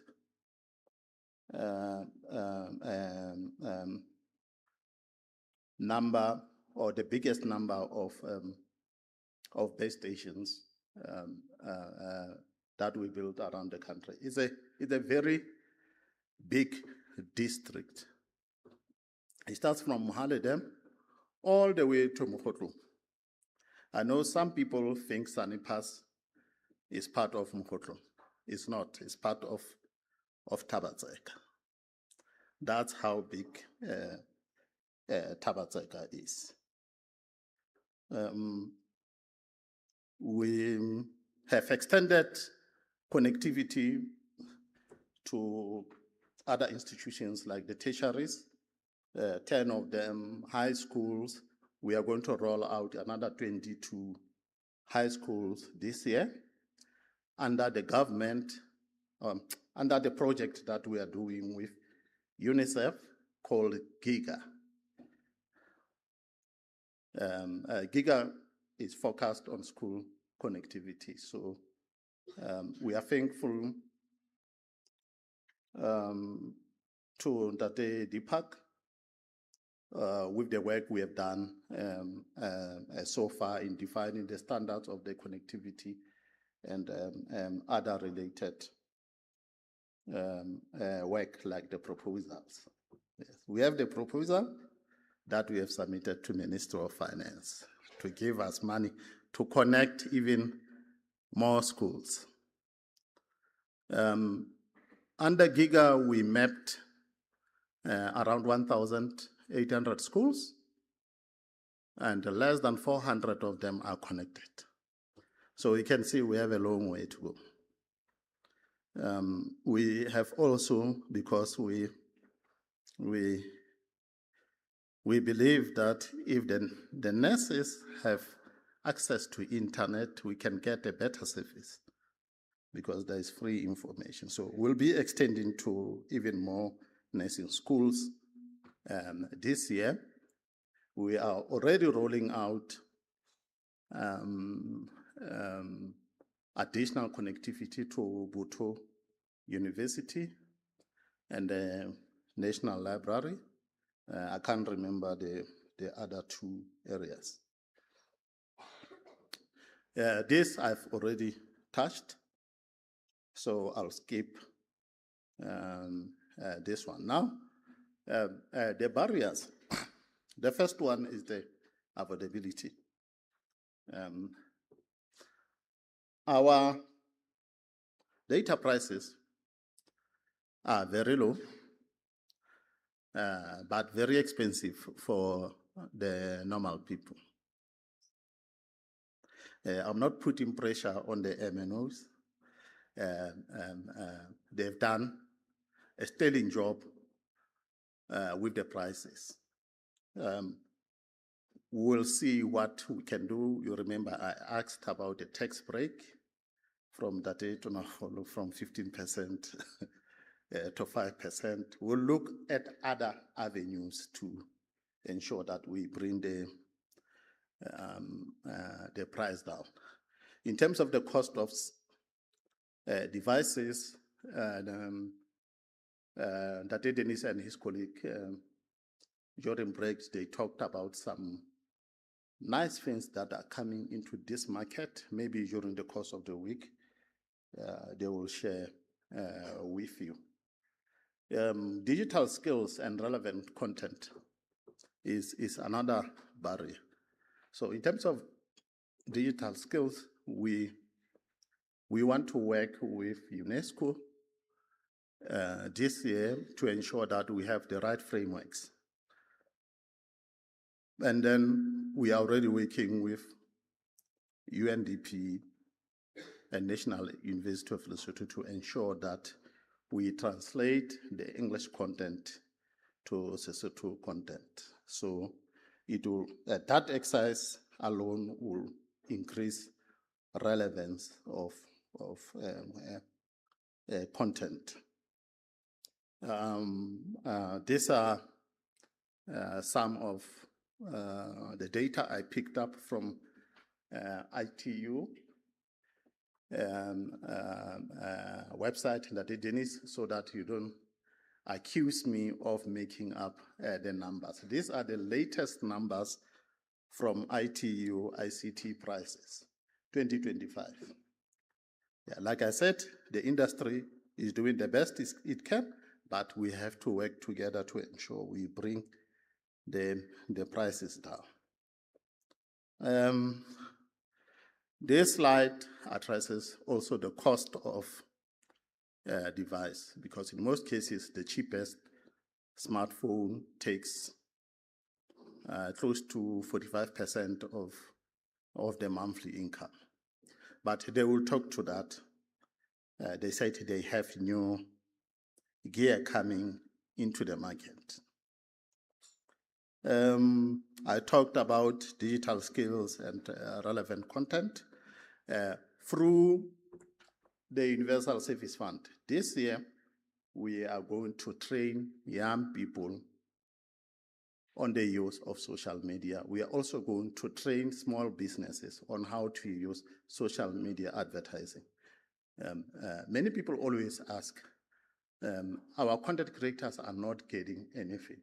In most cases, the money that you get from social media advertising is the aggregate of your national advertising, not the money that is being advertised in the US or in the UK. So we have to encourage the local businesses to advertise more into the social media. That's only one dimension. We still have to address other dimensions like how the content creators are taxed and how they are paid. So we'll be working with Central Bank and Ministry of Finance to deal with those issues. But in the meantime, we'll do what we can. We'll start encouraging our businesses to use social media for advertising.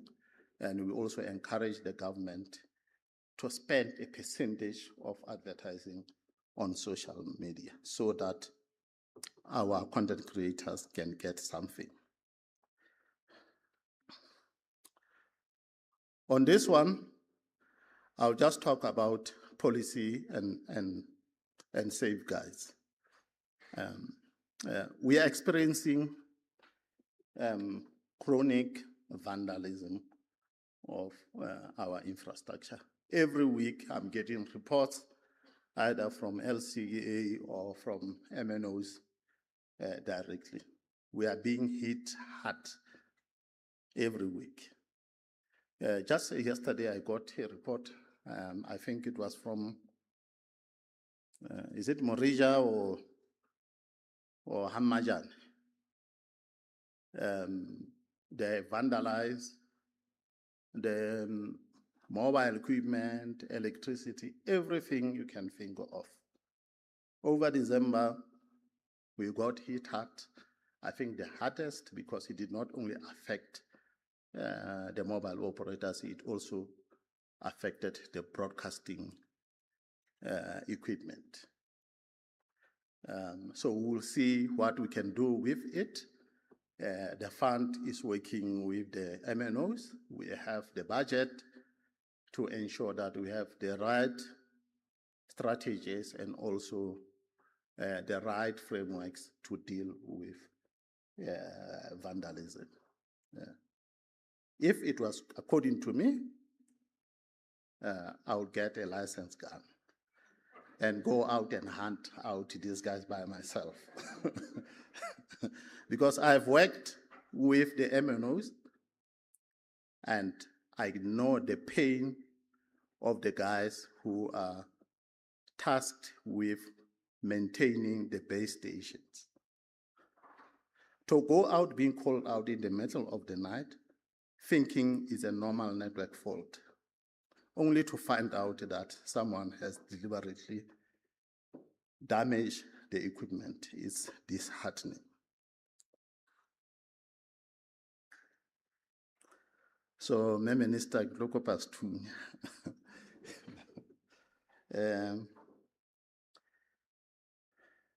In closing, I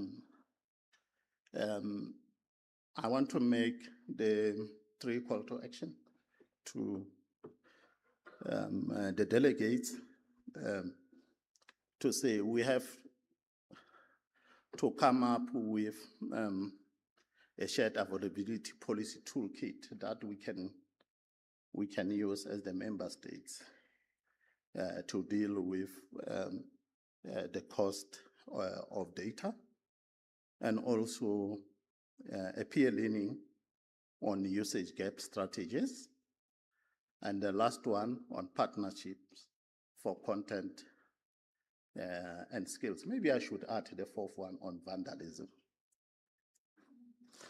because it is a big issue for us. So I think, having said that, I'll stop here. I think I've gone over the allocated 15 minutes, but I tried my best. Okay, thank you.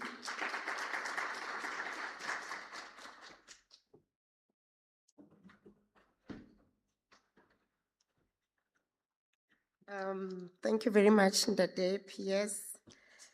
We talked about digital inclusion again, and I believe everybody had the efforts that have been done by the government and the USF to try to connect everyone. And At this stage, it's very important for us to ask ourselves, what are we including people to?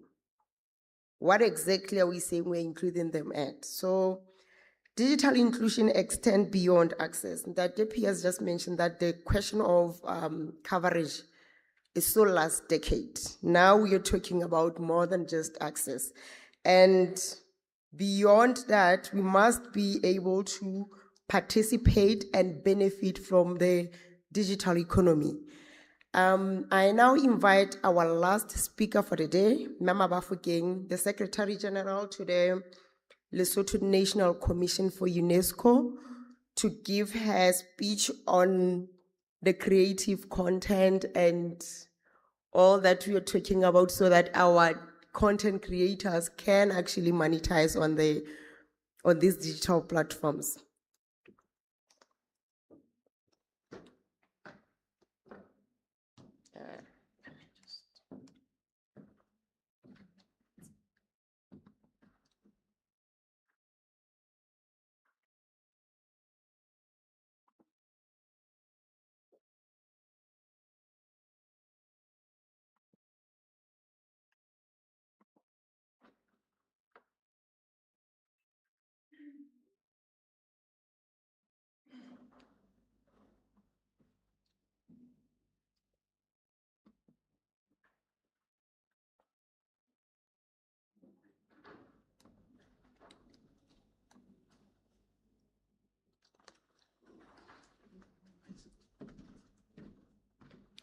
Thank you very much, Program Director.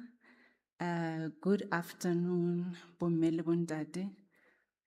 Minister, I recognize you, MSG, Ndade PS, our distinguished delegates, Bomele Bundade ke sekele hlompile.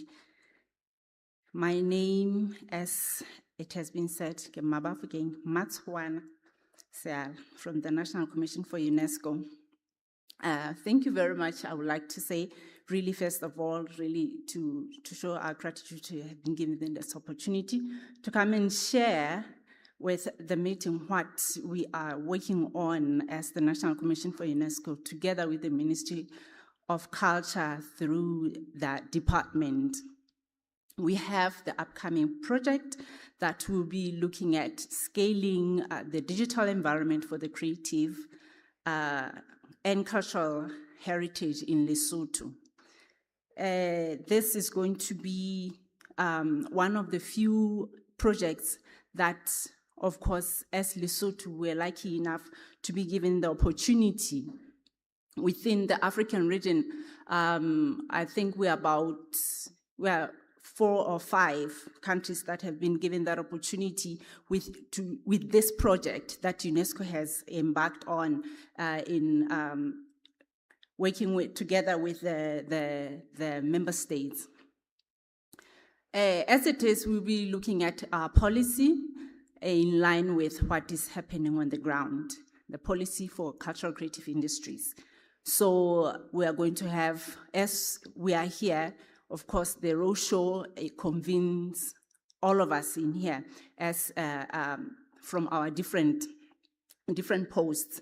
So the digital transformation really, I'll just like to highlight that it's not only, of course, about the infrastructure, as the previous speakers have already indicated.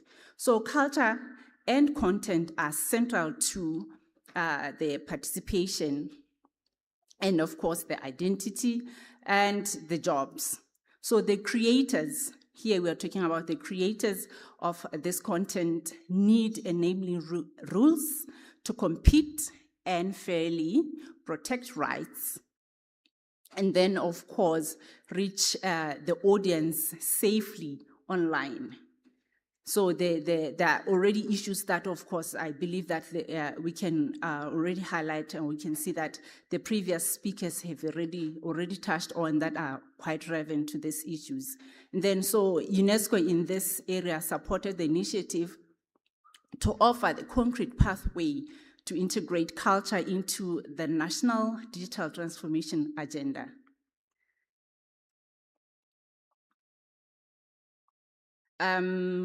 Now, with this, my apologies. I'd like to just, for us to have appreciation of this. This project is really in line with the UNESCO 2005 Convention, which is on the protection and the promotion of diversity of cultural expressions. This convention is the one that really was the area where we sell culture. That is the area where we monetize culture. The only convention within our UNESCO conventions that we see it brings together most of the UNESCO conventions and then really make sure that the creators make a living. So the purpose of the convention is to safeguard, of course, and to promote the diversity of cultural expressions worldwide, and also to strengthen the cultural industries, especially in the developing countries like ours. The key principles of course, the cultural diversity in a common heritage humanity. That is very important. The state of sovereign rights to adopt cultural policies, hence ours, we are in the process of actually reviewing it to make sure that it aligns with what is happening on the ground. The balance between culture and trade. And the key objectives is to support creation, production, distribution, and access to cultural goods, encourage international cooperation and partnerships, integrate culture into sustainable development. We are going to see, the last slide will show you basically where really within all the SDGs, how culture can be integrated. And lastly, with reference to Africa, it protects local cultural identities, very important, enable growth in creative and cultural industries. And what puts us here today is to support digital transformation in cultural sectors. Now, from the lenses of this convention, the 2005 convention, as it was indicated, what it supports. Now, with the digital environment, the expectation is that, of course, the states, including Lesotho, adopt specific guidance to implementing the convention in the digital environment. Hence, the project that we'll be embarking on. And this project will look at of course, is going to align with the cultural value chain. And I must say, when we look at the digital environment, even the value chain for cultural creative industries, it changes, it gets shorter. Sometimes it's from the creator to the consumer. So the other ones here in between, they cannot disappear. So there's a lot that is happening within the creative industries. So we have to bear in mind as we transform, as we get into this transformative action. So inclusion, it has already been said here before, implementing requires collaborations across public sectors, across public authorities, actors, and everyone involved in the cultural creative industries. Now, our project is revising the Lesotho cultural policy, scaling digital environment for cultural creative industry,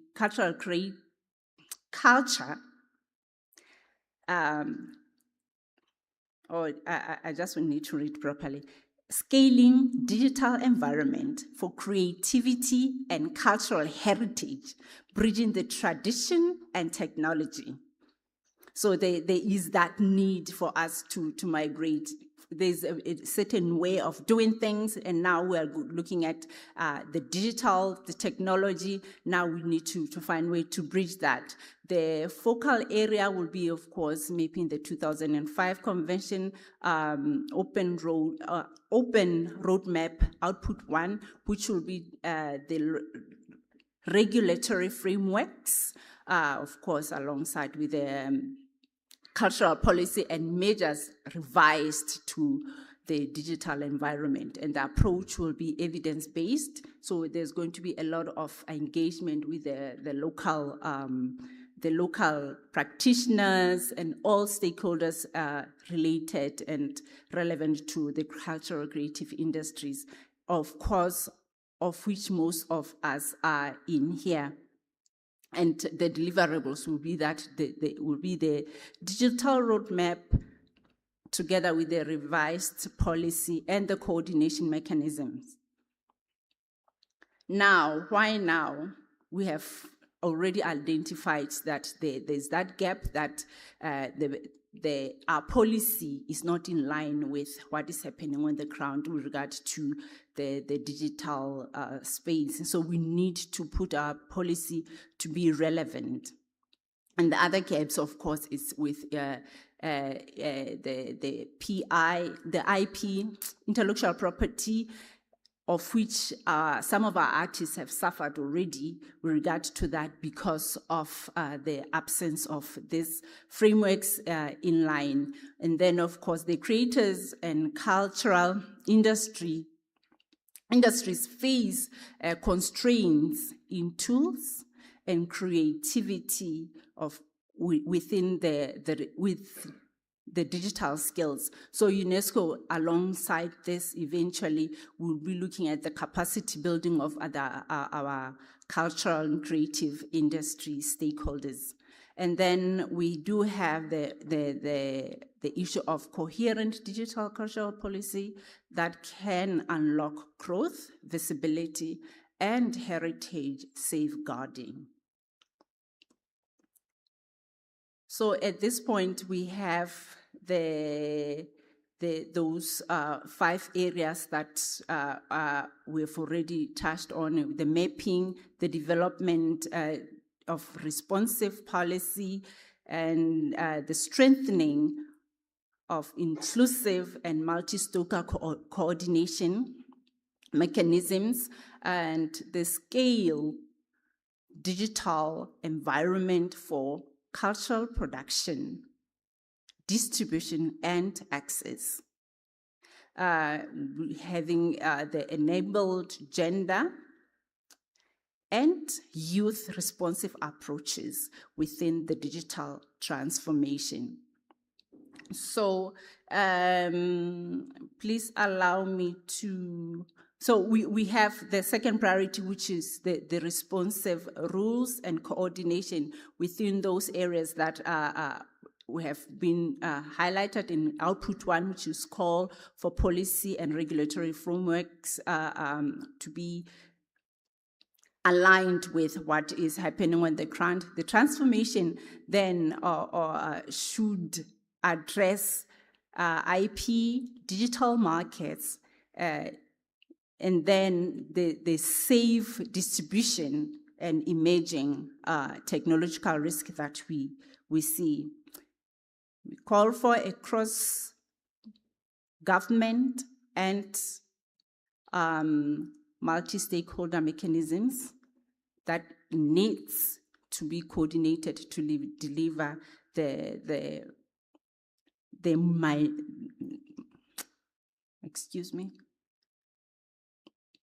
to deliver and monitor impact. This complements Lesotho's broader digital transformation emphasis on leadership, coordination, and enabling legislation. So the priority 4 and 5 will build on those areas that we have already talked on. I just want to move fast to this point here, the ask that to our partner, which the CT, and the digital economic partners. The first ask, to support mapping outreach and participation across the regions and cultural domains. The second one, to co-design enabling measures, affordable access, digital skills, and safe online environment for creators. Support platforms, pathways, dedicate channels, partnerships, and services for distribution and discoverability. To join the coordination mechanisms, so culture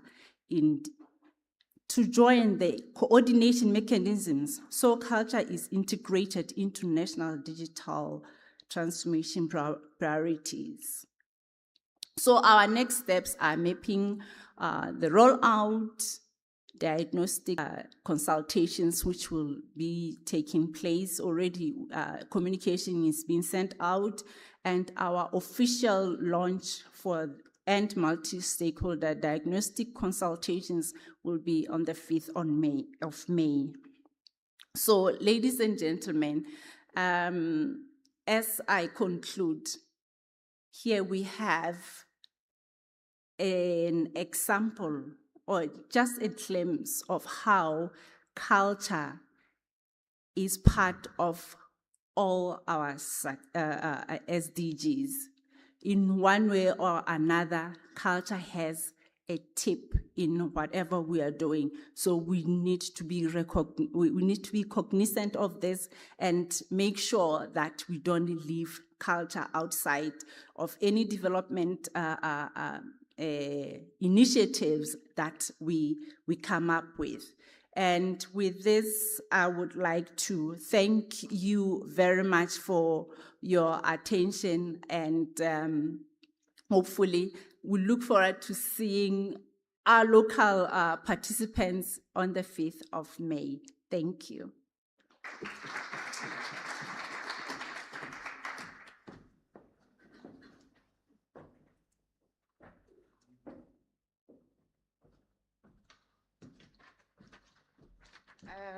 Thank you, Mema Bafokeng. Ladies and gentlemen, can we give a big round of applause to our incredible speakers? And this brings us to the end of our day one. Let us continue where we are stopping now from tomorrow, same place, 9:00 a.m. And ke a leboha. Goodbye.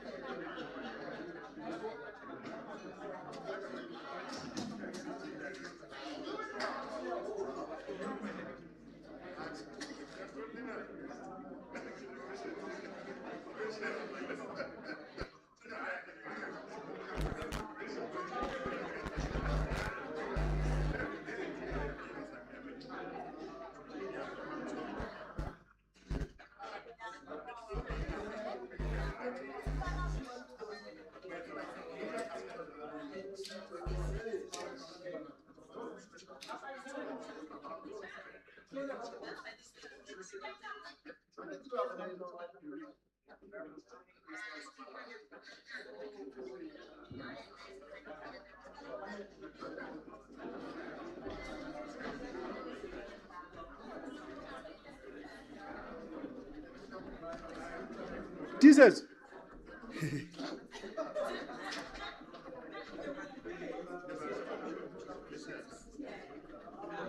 DJ.